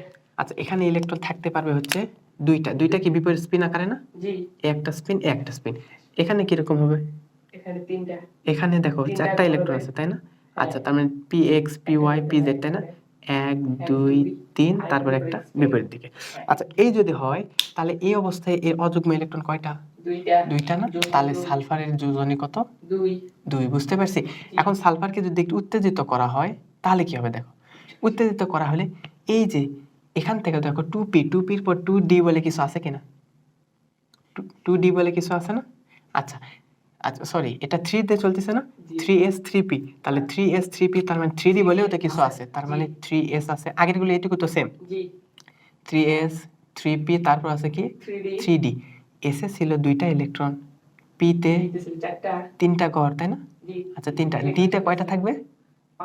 5টা। ঠিক আছে, এখানে ছোট ছোট করে আঁকি দেখো, 1 2 3 4 5। ঠিক আছে। আচ্ছা এখন দেখো এখানে ইলেকট্রন কয়টা ছিল? 2টা। এখানে ইলেকট্রন ছিল 1 2 3, তারপর ছিল 4। এখন আমি একে উত্তেজিত করছি, এখন কি হবে জানো? এর এই p তে যে অতিরিক্ত একটা ছিল না, এই একটা d তে চলে যাবে। d তে যদি চলে যায়, এখন দেখো তো অযুগ্ম কয়টা হইলো? অযুগ্ম 4টা হয়েছে না? 1 2 3 4। তার মানে এখন বলতো সালফারের যোজনী এখানে কত? 4। সালফারের যোজনী 4। বুঝতে পারছি? তাহলে সালফারের যোজনী 2 হইল, 4 হইল। আচ্ছা আরেকবার একটু একে আরো কিছু কাজ আছে। দেখো এখন যদি একে যদি আরো একবার উত্তেজিত করি দেখো, তাহলে এখন কি হবে? আরো একবার যদি উত্তেজিত করতাম, তার মানে কি এটা আরেকটা স্টার দিলাম, দিয়ে তার মানে এই এসে যে 2টা ছিল না, তার একটা কোথায় চলে যাবে? এখানে চলে যাবে। এখন দেখো তো অযুগ্ম ইলেকট্রন কয়টা হয়েছে? 1 2 3 4 5 6। তার মানে সালফারের আরেকটা যোজনী কত? 6। এখন তুমি বলতে পারো সালফারের যোজনী কত কত হতে পারে? 2 4 6। 2 হতে পারে, 4 হতে পারে, 6 হতে পারে। এখন তোমাকে যদি কখনো প্রশ্ন করা হয় এমন একটা মৌল যেটা একাধিক যোজনী প্রদর্শন করে, তাহলে কি কি হবে? সালফার। সেটা কি কি? 2 4 6। ব্যাখ্যা করতে পারবে না? আচ্ছা ঠিক আছে, একটু পজ করে দেখি। আচ্ছা তাহলে দেখো এই এখন একটু অল্প একটু চার্জের জন্য বিরতি দেওয়া হয়েছিল, বুঝলা? আশা করি চার্জ হয়ে একটু আলো ভালো হয়েছে। আচ্ছা দেখো এখন আমরা যে কাজটা করতে পারি, এই যে আমরা এটা কত নম্বর গ্রুপ দেখছি? 16 নাম্বার। কি ও, আচ্ছা এটাকে সংকেত যদি ছন্দ আকারে বলো তাহলে এভাবে বলতে পারি, ও এস এস ই তে পড়ে। দেখো ও এস এস ই তে পড়ে। আচ্ছা এইটুকু বললেই হবে। ঠিক আছে। আচ্ছা তাহলে এই গ্রুপটাকে কি বলতে পারি? চালকোজেন বলতে পারি বা আকরিক তৈরিকারী বলতে পারি। এবং অক্সিজেনের যোজনী কত? 2। সালফারের যোজনী কত? 2 4 6। কিভাবে 2 4 6 হয় বলতে পারবে না? ব্যাখ্যাতে পারবা? হ্যাঁ ধন্যবাদ। ঠিক আছে। আচ্ছা এর পরের গ্রুপটা মনে আছে? জি। পরের গ্রুপটা কি বলো তো? Fluorine, chlorine, bromine, iodine, acetate, টেলুরিন। এই যে সুন্দর একটা গ্রুপ, ঠিক আছে। আচ্ছা, আর এটা মনে রাখার জন্য ছন্দের প্রয়োজন বলে আমার মনে হয় না, এটা মোটামুটি এমনি মনে থাকে। ফ্লোরিন, ক্লোরিন, আচ্ছা, অ্যাসিটেট, এখন দেখো তাহলে ওই গ্রুপটা যদি আমরা যদি বলি, আচ্ছা এগুলা কি মিশতেছে, একটু কঠিন মনে হচ্ছে, আলো জ্বলতেছে বেশি তো মিশাইতে কঠিন হচ্ছে। আচ্ছা, মাঝখানে এগুলো ক্লিয়ার না? জি স্যার। হ্যাঁ ঠিক আছে। আচ্ছা, এগুলো একটু একটু মিশাইতেই দেখো। এই যে এখানে তার মানে দেখো তো ও এস এস ইতে এগুলা একটু মিশাইলে ব্রোমিন, ক্লোরিন, তারপর কি থাকলো? Fluorine, chlorine, bromine, iodine, acetate. আচ্ছা দেখো, এখন তাহলে যদি আমরা বলি কি কি থাকলো? ফ্লোরিন, তাই না? আচ্ছা, এটা হচ্ছে 17 নম্বর গ্রুপ, তাই না? Fluorine, chlorine, bromine, iodine, iodine, acetate, astatine, tellurium. Tennessine. Tennessine না? হ্যাঁ, টিএস। টেলুরিন। আচ্ছা, এটা এইভাবেই মনে রাখলেই মনে রাখা যায়। আচ্ছা, এই গ্রুপকে বলা হয় হ্যালোজেন গ্রুপ। হ্যালোজেন মানে বুঝি, হ্যালোজেন মানে হচ্ছে লবণ উৎপন্নকারী। আচ্ছা, এটাতে লবণ উৎপন্ন তুমি পড়ছো না? সোডিয়াম ক্লোরাইড, সোডিয়াম ক্লোরাইড, এই যে লবণ উৎপন্ন করে না, এদেরকে সমুদ্রে পাওয়া যায়, এই জন্য এদেরকে লবণ উৎপন্নকারী গ্রুপ বলা হয়। 17 নম্বর গ্রুপ লবণ উৎপন্নকারী গ্রুপ। এদের যোজনী তাহলে কত হবে? এদের যোজনী হবে, দেখো আমরা একটু হিসাব করে দেখি, আমরা তো যোজনী মুখস্থ করতেছি না, আমরা হিসাব করতেছি না। আচ্ছা দেখো, এখন ফ্লোরিনের একটু ইলেকট্রন বিন্যাস বের করো। 9 নাম্বার, তাই না? ইলেকট্রন বিন্যাস কি হয়? 1s 2 2s 2 2p 6। 5 হবে না? কয়টা হলো? 4 5 4 9। ঠিক আছে। আচ্ছা, এখন তাহলে এটা কিভাবে আছে দেখো, 2s এর ক্ষেত্রে এখানে ইলেকট্রন আছে, স্পিন কিভাবে আছে? এইরকম এইরকম। এখানে কিরকম ভাবে আছে দেখো তো, দেখতে পাচ্ছ কি শেষ পর্যন্ত? হ্যাঁ দেখা যাচ্ছে। আচ্ছা দেখো, এখানে কি হ্যাঁ আলোতে কি রিফ্লেক্ট করতেছে কিটা দেখা যাচ্ছে তো না? আচ্ছা, ইলেকট্রন কিভাবে যাবে দেখো, 1 2 3 তারপর 4 5। এই যে সর্বশেষ কক্ষপথে কয়টা ইলেকট্রন আছে? একটা ইলেকট্রন আছে, তার মানে এর যোজনী কত? 1। ঠিক আছে। আচ্ছা একটু উত্তেজিত করো। হ্যাঁ, একে উত্তেজিত করে কি করবা? 2p না, 2s 2p 2d বলে কিছু আছে, তাহলে একে উত্তেজিত করে কোনো লাভ নেই। ঠিক আছে, এই তো সুন্দর বুঝতে পারতেছো। তারপর দেখো ক্লোরিন, ক্লোরিন কত নাম্বার? 17 নাম্বার। একে একটু ইলেকট্রন বিন্যাস করলে কি হবে? 1s 2 2s 2 2p 6 6 3s 2 3p 5, তাই না? আচ্ছা, এখানে কি হবে? 1 2, আর এখানে কিরকম হবে? 3টা, তাই না? এক্স ওয়াই জেড এর ভিতর 1 2 3 4 5, একটা থাকলো না? তাহলে ক্লোরিনের যোজনী কত হবে? 1 হবে, ঠিক আছে না? এখন এটাকে যদি উত্তেজিত করো, এখানে যদি ব্যাপক উত্তেজিত করো, তাহলে কি হবে দেখো, এটাকে যদি আমি ক্লোরিনকে আমি যদি উত্তেজিত করতে পারতাম, 3s 3p 3d বলে কিছু আছে, তখন কি আছে দেখো, 3s 3p 3p 3টা অংশ আছে, 3d আবার 5টা অংশ আছে, তাই না? তাহলে এখানে দেখা যাচ্ছে। আচ্ছা, কোনটা নিচের গুলো মিশাইতে হবে না? আচ্ছা, ওগুলো একটু ক্লিয়ার করি, এগুলো একটু গাঢ় হয়ে আছে তো এই জন্য। এখন একটু ক্লিয়ার হচ্ছে কি? একটু চাপ দিচ্ছে। আচ্ছা হ্যাঁ, আপাতত বুঝতে পারলে হয়ে যাবে, তারপরে সাইডে লিখবো না। আচ্ছা দেখো, তাহলে এখানে যে বিষয়টা আছে এগুলা যদি আমরা দেখি, আচ্ছা একটু সরি, একটু এটা নিয়ে লিখছি। আচ্ছা, এখন বিষয়টা দেখো, 3s তারপর 3p যদি দেখি, এখানে কয়টা ঘর? 6টা না? তারপর 3d তে কয়টা ঘর? 5টা। 1 2 3 4 5, ঠিক আছে। আচ্ছা, এখন দেখো মজার বিষয়, এখানে ইলেকট্রন কয়টা ছিল? 2টা। এখানে ইলেকট্রন ছিল 1 2, এখানে ছিল 1 2 3 4 5। আচ্ছা, 3d কি পুরোটা ফাঁকা আছে না? তাহলে এখান থেকে 2টা ইলেকট্রন যাইতে পারবে কিনা? 2টা ইলেকট্রন যদি এখানে চলে যায়, তাহলে এখানে থাকবে? এটা মিশে গেল, এটা মিশে গেল, তাহলে কয়টা হলো? 5টা। আচ্ছা, এস এরও কি একটা অতিরিক্ত আছে না? এটাও কি যাইতে পারে কিনা? এটাও যদি দেই, এখানে কয়টা হলো? 7টা। 1 2 3 4 5 6 7। কিন্তু মজার বিষয় হচ্ছে, তোমরা ছোটবেলা থেকে পড়ে আসছো, এমনকি 9 10 তো এটা জানেই না, অসম্ভব জিনিস। আর ইন্টারমিডিয়েট যারা পড়ছো তারাও জানো ক্লোরিন কত পর্যন্ত হয় যোজনী? 1 যোজনী হয়। কিন্তু এই যে 7 যোজনী হয়, এটার ব্যবহার খুবই কম, বুঝছো? এটা একেবারে অনেক ডিপলি গেলে, তখন অনেক বেশি উত্তেজিত করলে এই কাজটা হয়, কিন্তু এই কাজটা অনেক কঠিন, ঠিক আছে? তাহলে তোমরা এত ডিটেল জানার দরকার, মানে এত ডিটেল জেনে থাকলা, কিন্তু এটা তোমার পরীক্ষায় বা তোমার কাজে লাগবে না। যারা ছোট মানুষ আছে তাদের তো লাগবেই না, সম্ভবই না। যারা ইন্টারমিডিয়েট আছে তাদেরও ব্যবহার দরকার নেই বললেই চলে। সুতরাং ক্লোরিনের যোজনী কত? 1। Fluorine, chlorine, bromine, iodine, astatine, tennessine সবার যোজনী কত? 17 নম্বর গ্রুপ, বুঝছি? আচ্ছা, এখন একটু 18 নম্বর গ্রুপটা বলি, এই পাশে একটু লিখি, এই পাশে তো পরিষ্কার দেখা যাচ্ছে না? 18 নম্বর গ্রুপে কি ছিল দেখো, 18 নম্বর গ্রুপ এর থেকে 1 ধাপ উপরে না? এর থেকে 1 ধাপ উপরে। ওই 1 ধাপ যদি উপরে হয়, আচ্ছা এখানেই, তাহলে এই সাইডে একটু উল্টা দিক করে লিখতেছি কিন্তু, আচ্ছা এক ধাপ যদি উপরে হয় তার মানে কি হচ্ছে দেখো, হাইড্রোজেন, নিয়ন, আচ্ছা এখানে আমি হিলিয়াম, তাই না, হিলিয়াম, হিলিয়াম, নিয়ন, নিয়ন, তারপর কি argon, krypton, xenon, krypton, radon, organism, xenon, radon, organism. Organism. আচ্ছা এই যে 18টা, এটা কিন্তু উল্টো দিক করে লিখছি, একটু বুঝে নিও কেমন। আচ্ছা এই যে এই গ্রুপটা, এই যে মৌলগুলো আছে এদের ক্ষেত্রে ইলেকট্রন বিন্যাস দেখো তো, হিলিয়ামের ক্ষেত্রে কি হিলিয়াম কত, 2 নাম্বার না, তার মানে 1s2, তাই না। আচ্ছা 1s2, এখানে দেখো তো অযুগ্ম ইলেকট্রন আছে কি, না, অযুগ্ম ইলেকট্রন নেই। এখন তুমি বলো অযুগ্ম নেই, আমরা একে উত্তেজিত করব, উত্তেজিত করে 1s, s এর পর কি হয় বলো, পি, 1 এর কি পি আছে, না, 1 এর একটা অরবিটাল না, হ্যাঁ, তাহলে এটা কি আর বাইরে যাওয়ার অপশন আছে, না, তাহলে এর অযুগ্ম ইলেকট্রন আছে না, নাই, তাহলে অযুগ্ম ইলেকট্রন যদি না থাকে তার মানে এর ক্ষেত্রে যোজনী হবে, না, নিষ্ক্রিয়, তাহলে হিলিয়ামের যোজনী হচ্ছে 0, বুঝতে পারছি, নিষ্ক্রিয়, সুন্দর। আচ্ছা নিয়নের ক্ষেত্রে কি হবে দেখো তো, নিয়ন কয় নাম্বার, 10 নাম্বার না। 10 নম্বর, আচ্ছা এর ইলেকট্রন বিন্যাস করে দেখো, 1s 2, 2 2s 2 2p 2p, 6। আচ্ছা এখানে যদি দেখো, এখানে কয়টা, দুইটা, এখানে কয়টা, px py pz, তিনটা ঘরের জন্য 1 2 3 4 5 6। এখন তুমি বলবা যে একে উত্তেজিত করব, উত্তেজিত করব, উত্তেজিত করলে কি এখানে হবে, দেখো তো 2s 2p এর পর 2d বলে কিছু আছে, তার মানে এর বাইরে যাওয়ার অপশনই নেই, সুতরাং নিয়নের যোজনীয় কত, 0। এখান থেকে আমরা বুঝতে পারলাম helium, neon, argon, krypton, radon, xenon, organism সবার ক্ষেত্রে যোজনী কত, 0।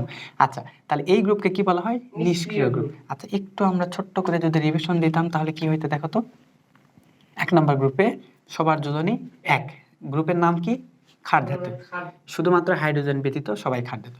2 নম্বর গ্রুপের ক্ষেত্রে মৃৎ ক্ষার ধাতু এবং সবার যোজনী হচ্ছে 2। আচ্ছা তারপর 3 নম্বর গ্রুপের কথা, 3 নম্বর মানে 13 নম্বরে চলে আসছি। আচ্ছা 13 নম্বর গ্রুপের ক্ষেত্রে যদি বলি, আচ্ছা 13 নম্বর গ্রুপ এটা হচ্ছে বোরন পরিবার, তাই না, সবার যোজনী কত, 3, 3, ঠিক আছে না। আচ্ছা 13 নম্বর গ্রুপ হয়ে গেল। 13 নম্বর গ্রুপের পর 14 নম্বর গ্রুপের নাম কি, কার্বন পরিবার, কার্বন গ্রুপ, তাই না। 14 নম্বর গ্রুপের কার্বনের যোজনী কত কত হতে পারে, 2 হতে পারে, 4 হতে পারে, কিভাবে আমরা দেখছি না। আচ্ছা 15 নম্বর গ্রুপটা হচ্ছে নাইট্রোজেন। আচ্ছা নাইট্রোজেন, একে বলা হয় নিক্টোজেন। নিক্টোজেন শব্দের অর্থ হচ্ছে শ্বাসরোধকারী, নাইট্রোজেন শ্বাসরোধ করতে পারে, এই জন্য একে বলা হয় শ্বাসরোধকারী গ্রুপ। এই শ্বাসরোধকারী গ্রুপ, এই ক্ষেত্রে তাহলে এর যোজনী কত হতে পারে, নাইট্রোজেন যোজনী কত হতে পারে, শুধু 3 হতে পারে, কিন্তু ফসফরাসের যোজনী 3 5 দুইটাই হতে পারে, কিভাবে হয় ব্যাখ্যা করতে পারো না। তারপর 16 নম্বর গ্রুপে চলে আসি, চালকোজেন, তাই না, ওএসএসসি তে পড়ে। এই 16 নম্বর গ্রুপের ক্ষেত্রে আমরা যদি দেখি অক্সিজেন যোজনী কত, 2। আচ্ছা আর সালফারের যোজনী কত, 2 4 6। এটা কিন্তু অনেক ইম্পর্টেন্ট, 2 4 6 কিভাবে হয়, তিনটা ব্যাখ্যা করতে পারবা না, ইনশাআল্লাহ পারবা, ঠিক আছে। আচ্ছা তারপর 17 নম্বর গ্রুপ হচ্ছে হ্যালোজেন, সবার যোজনী 1। 18 নম্বর গ্রুপ হচ্ছে নিষ্ক্রিয়, সবার যোজনী 0, ঠিক আছে। আচ্ছা এখন এই যে তোমাকে যদি এই ক্ষেত্রে পর্যায় সারণী দেখাই, পর্যায় সারণীটা দেখো, এখান থেকে দেখলে তুমি বুঝতে পারতেছো, দেখো 1 নম্বর গ্রুপ, 1 নম্বর গ্রুপ, 2 নম্বর গ্রুপ, এগুলা যে আছে না। আচ্ছা 1 নম্বর গ্রুপের ক্ষেত্রে 1 নম্বর যে পর্যায়টা আছে না, আচ্ছা এই যে পর্যায়টা ছিল 1 নম্বর পর্যায়ে কয়টা মৌল ছিল বলো তো, 1 নম্বর পর্যায়ে ছিল 7টা।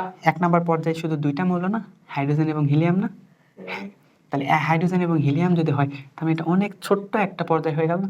এই জন্য এটাকে বলা হয় অতি ক্ষুদ্র বা অতি সংক্ষিপ্ত পর্যায়, বুঝতে পারছি। তারপর 2 নাম্বার যে পর্যায়ে আছে না, এখানে দেখো কয়টা করে আছে, 6টা, 2 নাম্বার এবং 3 নাম্বারে আছে 6টা করে। এই জন্য একে তুমি সংক্ষিপ্ত বা একটা সাধারণ পর্যায় বলতে পারো, এবং এটাকে আদর্শ পর্যায় বলা যায়, বুঝছো। 2 এবং 3 নাম্বারকে আদর্শ পর্যায় বলা হয়। এখানে আছে কয়টা, 2 4 6 8টা আছে, তাই না, হ্যাঁ সরি 8টা আছে, 8টা, তাহলে এটাকে আমরা কি বলতে পারি, আদর্শ পর্যায় বা একটা সাধারণ পর্যায় আকারে বলতে পারি, ঠিক আছে। আচ্ছা তারপর দেখো 4 5, এই দুইটাতে কয়টা করে আছে, 18 করে আছে, তাই না। আচ্ছা 18 যেহেতু আছে, এটাকে আমরা বলতে পারি দীর্ঘ পর্যায়, এটার নাম কি, দীর্ঘ পর্যায়। এবং পরের যে দুইটা আছে না, 6 এবং 7 নাম্বার পর্যায়, এখানে দেখো 6 নাম্বার পর্যায়ে 3 নাম্বার গ্রুপ এবং 7 নাম্বার পর্যায়ে 3 নাম্বার গ্রুপে নতুন করে কিছু যৌগ আছে, এগুলাকে কি বলা হয়, এগুলাকে বলা হয় ল্যান্থানাইট এবং অ্যাক্টিনাইট। এখানে অনেকগুলা অতিরিক্ত আছে, হ্যাঁ এরকম অতিরিক্ত থাকার কারণে এখানে টোটাল তাহলে কি বলা হয়, এই দুইটা গ্রুপকে বলা হয় অতি দীর্ঘ, অতি দীর্ঘ পর্যায়, ঠিক আছে। আচ্ছা এগুলো আমরা বুঝলাম, এগুলোর উপর ভিত্তি করে তার মানে দেখো আরেকটা জিনিস লক্ষ্য করলে দেখবা পর্যায় সারণী শুরুর দিকের যোজনী আস্তে আস্তে বাড়তেছে, 1 তারপর 2 তারপর 3, তারপর একটা পর্যায়ে 3 থেকে আবার কমে 2 1 0 এভাবে হচ্ছে না, এই তো, তারপরে শুরুর দিককার মৌলগুলো তুলনামূলক এরা হচ্ছে ক্ষারধর্মী, আর পরের দিককার এগুলা তুলনামূলক অ্যাসিডিক ধর্মী। আচ্ছা, শুরুর গুলা তুলনামূলক এরা হচ্ছে ধাতু, আর শেষের গুলা তুলনামূলক অধাতু, আর মাঝখানে যেগুলো আছে এগুলো হচ্ছে অপধাতু। এই যে তোমাদেরকে অপধাতু বলছিলাম না 6টি, এই অপধাতু 6টার নাম কি জানো? 6টার নাম হচ্ছে, দেখো, বোরন, কি একটা হচ্ছে বোরন, বোরনের পর কি আছে? সিলিকন। আচ্ছা, বোরন, সিলিকন। আচ্ছা, আমি একটু পর্যায় সারণী দেখি, তাহলে বলতে সুবিধা হবে। বোরন, সিলিকন, তারপর দেখো আছে জার্মেনিয়াম, জার্মেনিয়াম, তারপর আছে হচ্ছে আর্সেনিক, আর্সেনিক, এন্ড তারপর আছে হচ্ছে স্টিবিয়াম। আচ্ছা, তারপর লাস্ট নাম্বার হচ্ছে টেলুরিয়াম। ঠিক আছে, এই যে এই 6টা, এই 6টাকে কি বলা হয়? অপদার্থ বলা হয়। দেখো, এটা পর্যায় সারণী একটু দেখলে বুঝতে পারতেছো না? আচ্ছা, এটাকে একটা ছন্দ আকারে মনে রাখা, বিভিন্ন বইয়ে বিভিন্ন ছন্দ আছে, বিভিন্ন বই মানে তো এটা একাডেমিক বই না, বিভিন্ন এই যে গাইড বই বা অন্যান্য যে বইগুলো থাকে না, এগুলাতে থাকে। আচ্ছা, এটাকে একটা ছন্দ দিয়ে মনে রাখা যায়। ছন্দগুলো কি কি? এরকম অনেক জায়গায় অনেক ভিন্ন ভিন্ন ছন্দ আছে, বুঝলা? তোমরা যেটা মনে থাকবে সেটা ইউজ করবা। আমি একটা বলতেছি, সেটা হচ্ছে বড় ছেলে যেন আজ, কি? বড় ছেলে যেন আজ সব থেকে আতেল। আতেল, আতেল মানে কি? যে শুধু পড়াশোনাই করে, অন্য কিছু করে না, খুব পড়াশোনা করে, এরকম একটা আতেল বলা হয়। আচ্ছা, এখানে আমরা কি বলতে পারি? বড় ছেলে যেন আজ সব থেকে আতেল, তাহলে বড় ছেলে যেন আজ সব থেকে, এইটুকু হলে তোমার কাজ হয়ে যাচ্ছে। এই 6টা হচ্ছে অপধাতু, অপধাতু বা উপধাতু। ঠিক আছে। আচ্ছা, এগুলো আমরা বুঝতে পারছি, ধাতু, অধাতু, উপধাতু সবকিছু বুঝতে পারছি। কিন্তু এই জায়গায় তার মানে এখন যৌগ গঠন করার ক্ষেত্রে কি হবে? দেখো, প্রথমগুলা শেষের সাথে যৌগ গঠন করবে। ঠিক আছে, প্রথমগুলো শেষের সাথে যৌগ গঠন করতে পারে। আবার এইভাবে, বিশেষ করে যেমন দেখো, মন করে যে হাইড্রোজেন আছে, তাই না? এই হাইড্রোজেন, এই পাশে ধাতুর শুরুর নাম্বার আছে না? আচ্ছা, হাইড্রোজেন, তারপর দেখো এই তো সোডিয়াম, সোডিয়াম ধাতু না? আর ওই পাশে ক্লোরিন, কি? অধাতু। এই দুইটা যুক্ত হয়ে কি গঠন করলো? Sodium chloride. ঠিক আছে, সোডিয়ামের যোজনী কত ছিল 1 নাম্বার গ্রুপে? 1। ক্লোরিনের যোজনী কত? 1। এর যোজনীগুলো পরস্পর ক্রস হয়ে যায়, আদান একজন আরেকজনের সাথে ক্রস হয়। ঠিক আছে, তারপর হাইড্রোজেনের যোজনী কত ছিল? 1 ছিল, তাই না? আর অক্সিজেনের যোজনী কত? 2। তাহলে অক্সিজেনের যোজনী এই পাশে আসবে, হাইড্রোজেনের যোজনী এই পাশে গেল। ঠিক আছে। আচ্ছা, এইভাবে এরা মূলত গঠন করে থাকে, এইভাবে বুঝলে? অক্সিজেন, দুই পাশে দুইটা হাইড্রোজেন, আর এই মাঝখানে কিছু লন পেয়ার ইলেকট্রন থাকে। এগুলো আরো পরে বুঝবা, এখন বাচ্চা মানুষ এইটুকুই থাক। আচ্ছা, এই জন্য ডেল নেগেটিভ হয় আর এই ডেল পজিটিভ হয়। কি জন্য ডেল নেগেটিভ হয়, কি জন্য ডেল পজিটিভ হয়, আস্তে আস্তে পরে বুঝবো। ঠিক আছে। আচ্ছা, দেখো, এইটুকু আমরা বুঝতে পারছি। এইভাবে এরা মূলত যৌগ গঠন করে। তোমাকে যদি এখন যদি বলা হতো অ্যালুমিনিয়ামের সাথে ফ্লোরিন কিভাবে যৌগ গঠন করে, বলো তো? অ্যালুমিনিয়াম সাথে কি ফ্লোরিন? ফ্লোরিনের যোজনী কত? 17 নাম্বার গ্রুপ, 1। আর অ্যালুমিনিয়ামের যোজনী কত? 3। তার মানে AlF3 হবে না? 1 তো লেখা লাগে না। ঠিক আছে, এই কাজটা বুঝতে পারছি। এইভাবে যোজনী ট্রান্সফার হয়ে এইভাবে কাজ করতে পারে। ঠিক আছে, এখন তারপর তোমাকে যদি বলা হয় carbon die oxide, carbon die oxide, দেখো, কার্বন এবং অক্সিজেন, তাই না? আচ্ছা, এখন তুমি বলো কার্বন ডাই অক্সাইড লিখতে চাচ্ছি, তার মানে এখানে অক্সিজেন যোজনী কত? অক্সিজেন যোজনী 2। ঠিক আছে, কার্বনের যোজনী কত ব্যবহার হতে পারে? 2 হয়, 4 হয়, পড়ছি না? তাহলে এখানে যদি কার্বনের যোজনী 2 ব্যবহৃত হয়, তার মানে অক্সিজেন যোজনীও 2, কার্বনের যোজনীও 2। দুইটা যদি কাটা যায়, তার মানে শুধু আমি CO লিখতে পারি না? এটাই তো হচ্ছে কার্বন মনোক্সাইড। কার্বন মনোক্সাইডের সঙ্গে লিখছো না? এটা কার্বন মনোক্সাইড। আচ্ছা, আবার দেখো CO, অক্সিজেন যোজনী কত? 2। কার্বনের যোজনী 2 ব্যবহৃত হয়, 4 ব্যবহৃত। এখানে যদি 4 ব্যবহৃত হইতো, তার মানে কি হইতো? কাটাকাটি করো, CO2 হইতো না? এটাকে আমরা বলি কার্বন ডাই অক্সাইড।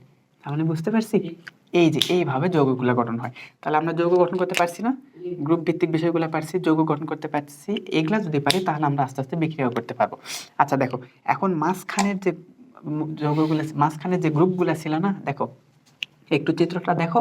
চিত্রটা দেখলে বুঝতে পারবা যে মাঝখানে যে গ্রুপগুলো ছিল, বিশেষ করে 3 থেকে 12 পর্যন্ত, এদেরকে অনেক সময় তোমার 9, 10 এর ভাষায় এদেরকে অবস্থান্তর মৌল বলা হয়। ঠিক আছে, কিন্তু এদের যে সবাই অবস্থান্তর এমনটা না, বুঝলা? এখানে কিছু ব্যতিক্রম আছে। আচ্ছা, এখন দেখো, এই যে 12 পর্যন্ত, এগুলার আসলে নাম কি? এগুলাকে অবস্থান্তর বলা হয়। 9, 10 এ অনেক সময় তো ক্লাস 10 এর বই দেওয়া আছে, এগুলো অবস্থান্তর মৌল। অবস্থান্তর মৌল আসলে কাকে বলা হয়? অবস্থান্তর মৌল তাকেই বলা হয় যার সুস্থিত অবস্থায়, কোন অবস্থায়? সুস্থিত অবস্থায় বা আয়নিত অবস্থায় ডি অরবিটালে, কোন অরবিটালে? ডি অরবিটালে 1 থেকে 9টা ইলেকট্রন থাকে। সুস্থিত অবস্থায় ডি অরবিটালে কয়টা ইলেকট্রন থাকে? 1 থেকে 9টা ইলেকট্রন থাকে। এখন 1 থেকে 9টা ইলেকট্রন থাকে। এখন দেখো, তুমি কি স্ক্যান্ডিয়ামের ইলেকট্রন বিন্যাস পারো? স্ক্যান্ডিয়াম কত নম্বর মৌল বলো তো? স্ক্যান্ডিয়াম 21 নাম্বার, তাই না? এর ইলেকট্রন বিন্যাস একটু করে দেখাও। 1s 2 2s 2 2p 6 3s 2 3p 6, 3D তারপর কত 3D 3d, তারপর আছে 4s, তাই না? এগুলা আগে জানো তো, 4s আগে ইলেকট্রন যায়, কেন যায় সেটা n+l যোগ করে, সেগুলা যখন অধ্যায় ভিত্তিক ক্লাস হবে না তখন সেগুলা বুঝাবো, ঠিক আছে? এখন আপাতত যদি জেনে থাকো তাহলে কাজ করো, না জেনে থাকলে আপাতত একটু মেনে নাও, পরে বুঝতে পারবা। আচ্ছা 3p 3d 4s, তার এখানে কয়টা যাবে? দুইটা ইলেকট্রন। তাহলে এর বাকি আছে কয়টা দেখো তো, এইটুকু 18 হয়ে গেছে, 19 20 আর এখানে একটা 21, ঠিক আছে? আচ্ছা এই যে হইলো, কারণ এই অবস্থায় এর কয়টা ইলেকট্রন আছে 3d তে? একটা আমরা কি বলছিলাম দিতে কয়টা থাকতে হবে? 1 থেকে 9 তুমি তো বলবে এখানে 1 আছে, কিন্তু এটা তো সুস্থিত অবস্থায় না। এখানে যদি আমরা উত্তেজিত করতাম, দেখো একে যদি উত্তেজিত করতাম তার মানে কি হইতো জানো? এই শেষের যে তিনটা ইলেকট্রন আছে না, 3d তে একটা আছে এবং 4s এ দুইটা আছে, এই দুইটা ইলেকট্রন সে ত্যাগ করতো। এই দুইটা ইলেকট্রন যদি ত্যাগ করে তার মানে কি হবে? 3d 0 4s 0, 3d 0 এবং 4s যদি 0 হয় তখন স্ক্যান্ডিয়াম কি হবে জানো? তখন স্ক্যান্ডিয়াম হয়ে যাবে 3+। স্ক্যান্ডিয়াম 3+ হয়ে গেলে 3d 0 হয়ে গেল না? এই যখন 0 হয়ে গেলে এখন তুমি বলো তো এই সুস্থিত অবস্থায় বা আয়নিত অবস্থায় এই 3d তে কয়টা ইলেকট্রন আছে? 0। এ কি তাহলে 1 থেকে 9 এর ভিতর পড়ে? একে অবস্থান্তর বলতে পারবো না, এই অবস্থান্তর মৌল নয়। কিন্তু স্ক্যান্ডিয়ামের পর যেটা আছে না, টাইটানিয়াম ভ্যানাডিয়াম, এগুলাকে তুমি যদি এইভাবে বিন্যাস করে দেখো অবশ্যই তুমি 1 থেকে 9 এর ভিতর পাবা। এগুলো একটু কাজ করতে পারবো না?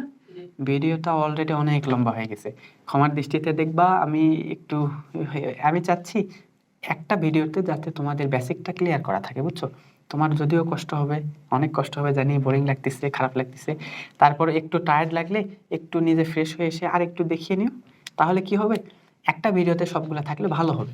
যদি আলাদা আলাদা ভিডিওতে থাকে দেখা যাবে অনেকগুলো ভিডিও তুমি খুঁজেই পাবা না, এটা সমস্যা হতে পারে, বুঝছো? যার জানার অনেক আগ্রহ আছে তার জন্য এটা অনেক ইফেক্টিভ হবে, ঠিক আছে? আচ্ছা ধন্যবাদ। দেখো এখন আরেকটা আমরা একটু দেখি, দেখো জিঙ্ক একটু দেখি। তারপর তোমরা ব্যতিক্রমী ইলেকট্রন বিন্যাস পারো না? ব্যতিক্রমী ইলেকট্রন বিন্যাস হয় হচ্ছে ক্রোমিয়াম এবং হচ্ছে কপার। এগুলা কিভাবে হয়, কেন হয়, এগুলা যখন একাডেমিক ক্লাস হবে না অধ্যায় ভিত্তিক তখন আমরা শেখাবো, ঠিক আছে? আচ্ছা এখন তাহলে আমরা যে জিনিসটা করব সেটা হচ্ছে কি, জিঙ্কের একটু ইলেকট্রন বিন্যাস দেখি। জিঙ্ক কত নম্বর মৌল? 30। তার মানে কি হবে, এর আগে নিশ্চয়ই আর্গন পর্যন্ত ঠিকঠাক আছে, তাই না? আর্গন পর্যন্ত কত? 18টা না? 18টা শেষ হয়ে গেল, তাহলে আর বাকি থাকলো কি? 3d থাকলো।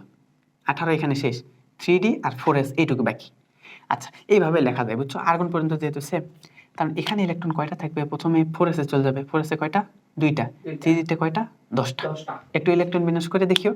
এখন যদি হয় তার মানে এখানে d তে কয়টা ইলেকট্রন আছে বলতো? 10টা। কয়টা হতে হবে? 1 থেকে 9টা। কিন্তু তুমি বলবে এটা তো এখনো সুস্থিত নেই, তাহলে সুস্থিত করি। সুস্থিত করার জন্য কি করতে হবে? এখানে আমি এক্সাইটেড যখন করব তখন দেখা যাবে এটা জিঙ্ক থেকে হয়ে যাবে জিঙ্ক 2+। কি হবে? জিঙ্ক 2+ যখন হবে তখন কি হবে? এখানে আর্গনের জায়গায় আর্গন তো ঠিক আছে, তারপর এখানে শুধু থাকবে হচ্ছে 3d 10 আর 4s কি হয়ে যাবে? 0। দুইটা ইলেকট্রন ত্যাগ করবে। এখন দেখো তো d তে কয়টা ইলেকট্রন আছে? 10টা। তাহলে কি 1 থেকে 9 হইল? না। একে অবস্থান্তর ধাতু বলতে পারবো না। কিন্তু যদি কপার হইতো এখানে কয়টা হইতো জানো? তখন কপারের ক্ষেত্রে এখানে কি হয়ে যাইতো? 9টা হয়ে যাইতো। এখান থেকে দুইটা মানে এখানে তখন এখান থেকে একটা ত্যাগ করে, এখান থেকে একটা ত্যাগ করে 9টা হয়। ওর আবার ইলেকট্রন বিন্যাসে একটু ব্যতিক্রম আছে, ঠিক আছে? আচ্ছা এইভাবে কপারে একটা তাহলে দেখাই, জিনিসটা একটু কাজ সহজ হয়ে যাবে নি? আচ্ছা এটাই জাস্ট একটু কপার লেখার চেষ্টা করে দেখো। এই যদি কপার 1+ হতে পারে, কপার 2+ হতে পারে, বুঝছো? তাহলে কপার যদি তোমাকে হয় তাহলে কিরকম হবে দেখো। কপার কত নম্বর মৌল? 29। তাহলে এই যে ইলেকট্রন বিন্যাস আছে এখানে কি হবে? এই যে এখানে 2s আছে, এখানে আছে 10 আছে, কোথায় কমে যাবে বলো তো? এখানে একটা কমবে না এখানে একটা কমবে? এখানে একটা। এখানে n+l এর একটা বিষয় আছে, পাশাপাশি এখানে একটু ব্যতিক্রম ধর্মী ইলেকট্রন বিন্যাস আছে। যেহেতু 3d পূর্ণ আছে না, পূর্ণ অরবিটাল সবাই থাকতে চায়, এই জন্য এখানে হবে 4s1। তখন একটা ইলেকট্রন ত্যাগ চলে যেতে পারে অথবা বিশেষ করে যখন কপার 2+ হবে তখন এই কাজটা সংজ্ঞা সঠিক হবে। দেখো যখন কপার এই ক্ষেত্রে কি হবে? 2+, তখন এখান থেকে একটা ইলেকট্রন চলে যাবে, এখান থেকে একটা চলে যাবে, তাহলে এখানে কয়টা হবে? 9টা। তখন এখন কয়টা হলে? 1 থেকে 9 হয়েছে। আচ্ছা 1 থেকে 9 হলে অবস্থান্তর বলতে পারবো না? তাহলে কপার একটা অবস্থান্তর ধাতু। এতটুকু কি আমরা বুঝতে পারছি? আচ্ছা মোটামুটি আমাদের অনেক কাজই হয়ে গেছে। এখন তোমরা লাস্ট একটা বিষয়, যে পর্যায় সারণীতে কয়টা এস গ্রুপের মৌল আছে, কয়টা পি গ্রুপের মৌল আছে, কয়টা ডি গ্রুপের, কয়টা এফ গ্রুপের মৌল আছে, তাই না? এগুলা তোমাকে শুরুতে শেখানো হয়, শুরুতে শেখাইলে কি হইতো, তুমি মুখস্থ করতা, কিন্তু এখন তোমাকে মুখস্থ করতে হবে না। কেন? তুমি তুমি জানো কোনটা ইলেকট্রন। এস এস গ্রুপের মৌল কাকে বলা হয় জানো? যার সর্বশেষ ইলেকট্রন এসে চলে গেছে। পি গ্রুপ কাকে বলা হয়? পি ব্লকের যার সর্বশেষ ইলেকট্রন পিতে চলে গেছে। ডি কাকে বলা হয়? সর্বশেষ ডিতে গেছে। এবং এফ কাকে বলা হয়? সর্বশেষ ইলেকট্রন এফ ব্লকে চলে গেছে। তাহলে এখন তুমি ইলেকট্রন বিন্যাস করে এতক্ষণ ভরা কাজ করে একটু আইডিয়া পাইছো না কোনটা কোথায় যায়? এখন দেখো, এটা যদি আমরা বুঝে থাকি তাহলে এই যে তোমার সামনে যে পর্দার সারণীটা দেখানো হচ্ছে, এই পর্দার সারণীটা দেখো, এখান থেকে তাহলে বুঝতে পারবা। আচ্ছা, এখান থেকে দেখো, 1 নম্বর গ্রুপটা ছিল না? 1 নম্বর গ্রুপের সর্বশেষ ইলেকট্রন কোথায় গেছিল? এসে। 2 নম্বর গ্রুপেও ছিল এসে। তার মানে 1 নম্বর গ্রুপে কয়টা মৌল আছে? 7টা। 2 নম্বর গ্রুপে কয়টা আছে? 6টা।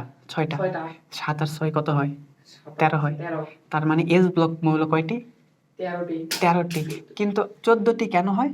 কারণ এই যে 18 নম্বর গ্রুপের উপরে দেখো হিলিয়াম আছে। হিলিয়াম কি এস ব্লক না? আচ্ছা, এখন তুমি একটু গুণে হিসাব করছো না, 1 নাম্বার, 2 নাম্বার এবং 18 নম্বর গ্রুপের শুরুরটা। তার মানে এখন তুমি বলো এস ব্লক মৌল টোটাল কতটি? 14টি। এটা জোর করে মুখস্থ রাখতেছো না, এটা তুমি একটু পর্দার সারণী দেখলেই পারো না? পর্দার সারণী একটু মাথার ভিতর সেট করে নাও। হ্যাঁ, ওই 1 নম্বর গ্রুপ, 2 নম্বর গ্রুপ, ওই পাশে একটা। বুঝতে পারছি? এখন দেখো পি গ্রুপ, পি ব্লক মৌল। পি ব্লক কত কোনগুলা? আচ্ছা, ইলেকট্রন বিন্যাস করে আমরা দেখছি 13 থেকে 18 পর্যন্ত যতগুলা গ্রুপ ছিল, যতগুলা মৌল ছিল, সবার সর্বশেষ ইলেকট্রন পিতে চলে গেছিল। তাহলে 13 থেকে 18 পর্যন্ত কয়টা আছে দেখো? 13, 14, 15, 16, 17, 18, এই দিকে কয়টা? 6টা, তাই না? 6টা। আবার নিচ দিকে কয়টা আছে দেখো? 1, 2, 3, 4, 5, 6, নিচ দিকেও 6টা। তাহলে 6 × 6 টোটাল কয়টা হয়? 36। তাহলে পি ব্লক মৌলে কতগুলা মৌল আছে? পি ব্লকে 36টি। কারণ হিলিয়াম তো এসে চলে গেছে। ঠিক আছে। পি এখন যদি ডি ব্লক বলা হয়, 3 থেকে 12 পর্যন্ত। আচ্ছা, ডি ব্লক মৌলে দেখো 3 থেকে 12 পর্যন্ত, তাই না? আচ্ছা, 3 থেকে 12 পর্যন্ত দেখো, 3 থেকে 12 পর্যন্ত প্রত্যেকটা গ্রুপে আবার আছে 4টা করে মৌল, তাই না? কিন্তু শুধুমাত্র 3 নাম্বার ব্লকে একটু ব্যতিক্রম আছে। 6 আর 7 3 নাম্বার গ্রুপে, হ্যাঁ, 3 নাম্বার গ্রুপের 6 এবং 7 নাম্বার পর্যায়ে ওখানে আবার 15টা করে আছে, তাই না? যেহেতু 15টা করে আছে, তার ভিতর একটা, প্রথমটা দেখো, এখানে যে 6 নাম্বার গ্রুপ আছে না, 6 নাম্বার গ্রুপের প্রথম মৌল ল্যান্থানিয়াম। আচ্ছা, এবং 7 নাম্বার গ্রুপের যেটা, সেটা প্রথম দুইটা দেখো, অ্যাক্টিনিয়াম আর একটা হলো থোরিয়াম। আচ্ছা, এই যে দুইটা আছে না, এই দুইটাকে ডি ব্লক ধরা হয়। তার মানে এই দিকে 3টা আর এই দিকে গণনা করে দেখো, তার মানে টোটাল কয়টা হয়ে যায় দেখো? 1, 2, 3, 4, 4 এবং 1, 2, 3, 4, 5, 6, 7, 8, 9, 10। তাহলে 4 10 40, আর অতিরিক্ত একটা হইলো ওই যে অ্যাক্টিনিয়ামে অতিরিক্ত একটা বেশি হইলো না, তাহলে টোটাল কয়টা? 14টা। তাহলে ডি ব্লক মৌলে, ডি ব্লকে কয়টা? 41টি। পারছি? এবং এফ ব্লক তাহলে কোনটা? ওই যে ল্যান্থানাইট এবং অ্যাক্টানাইট সিরিজ ছিল না, দুইটা সিরিজের ভিতর ওই 3টা ছাড়া, তাহলে টোটাল ছিল হচ্ছে 30টা। তার 3টা যদি আমরা বাদ দিই, তার মানে এফ ব্লকে কয়টা মৌল আছে? এফ ব্লকে আছে হচ্ছে 27টি। তাহলে এই কয়টা মুখস্থ না রেখে একটু পর্যায় সারণীটা মনে থাকলে বের করতে পারবে না? হ্যাঁ, তাহলে সুন্দর। ঠিক আছে, তোমাদেরকে অনেক কষ্ট দিলাম, আর আমিও একটু অসুস্থ, বলতে একটু ঠান্ডা লাগছে, আমি কথা বলতে একটু সমস্যা হচ্ছে, তারপরেও তোমাদের জন্য চেষ্টা করছি। আর জানো কি, এখন রাত 1টা পার হয়ে গেছে, বুঝছো? তো তোমাদের জন্য আমি একটু কষ্ট করতেছি। তোমরা যদি একটু আমার প্রতি সহানুভূতিশীল হও, প্লাস আমার ভুলগুলাকে যদি একটু ক্ষমা সুন্দর দৃষ্টিতে দেখো, তাহলে আমার কাজগুলো সহজ হবে, বুঝছো? তো এই জিনিসটা একটু হেল্পফুল হিসেবে কাজ করো এবং একটু সাপোর্ট দিও, তাহলে ভালো হবে। আচ্ছা, তো ঠিক আছে, তাহলে এতক্ষণ যতগুলো আলোচনা করা হলে সবগুলো একটু জেনে রাখি। আর বললাম তো, এটা ক্লাস 11 12-এ অনেক বেশি দরকার, এবং পাশাপাশি 9 10-এ যা দরকার তার থেকে অনেক বেশি বলা হয়েছে। 9 10 প্লাস প্লাস। তুমি 9 10-এ এত কিছু জানতে হবে না, তুমি যদি মোটামুটি একটু বেসিক জানতে পারো তোমার কাজ হয়ে যাবে। আর 11 12-এর জন্য একটু যদি সবগুলো জানো, তোমার কাজে দিবে। ঠিক আছে ভাইয়া? আচ্ছা, ভাইয়া বা সিস্টার যারা আছো, সবার প্রতি অনেক অনেক শুভকামনা। ইনশাল্লাহ সামনেতে ভালো হোক, সব কিছু ভালোভাবে করো। আর এই তো, এটা আমি চেষ্টা থাকবে একটা প্লে লিস্টে অ্যাড করে দেওয়া। আর তোমাদের রিকোয়েস্ট থাকবে, তোমরা যে কোনো কেমিস্ট্রি ক্লাস শুরু করার আগে এই ক্লাসটা করো। তাতে কি হবে, তোমার একটা বেসিক কনসেপ্ট ক্লিয়ার থাকবে, তখন যে কোনো কাজ করতে একটা সহজ হবে। ঠিক আছে? এর ভিতর আরও অনেক কিছু আছে, আরও অনেক কিছু বললে ভিডিওটা অনেক লেন্দি হয়ে যাবে, কিন্তু চেষ্টা থাক এতটুকু। যাই হোক, তোমরা ভালো থাকো, অর্থাৎ সৃষ্টিকর্তা তোমাদেরকে ভালো রাখুক, সুস্থ রাখুক, সব কিছু বিবেচনায়। দেখা হবে আবার পরের কোনো ক্লাসে। ঠিক আছে? আচ্ছা, আর এটা MBBK science club, MBBK science club group আছে, একটু নামটা লিখে দিই। আচ্ছা, আবার প্রচারণা ভাইব না, তোমাদের পাওয়ার জন্য বলতেছি, বুঝছো? এমবিবিকে সায়েন্স ক্লাব, এই চ্যানেলে তোমরা এটা পেয়ে যাও আশা করি। এমবিবিকে সায়েন্স ক্লাব, এখানে আশা করি এটা পেয়ে যাবে। আচ্ছা, এই ইউটিউব চ্যানেলে আশা করি এটা পেয়ে যাবা। এখন ইম্পর্টেন্ট বিষয় হচ্ছে তোমাকে সাবস্ক্রাইব করতে হবে, ফলো করতে হবে, লাইক কমেন্ট এগুলো কোনো কিছু দরকার নেই, বুঝছো? তুমি জাস্ট দেখো, যদি উপকারে হয় তোমার ফ্রেন্ডকে শেয়ার করো, যথেষ্ট।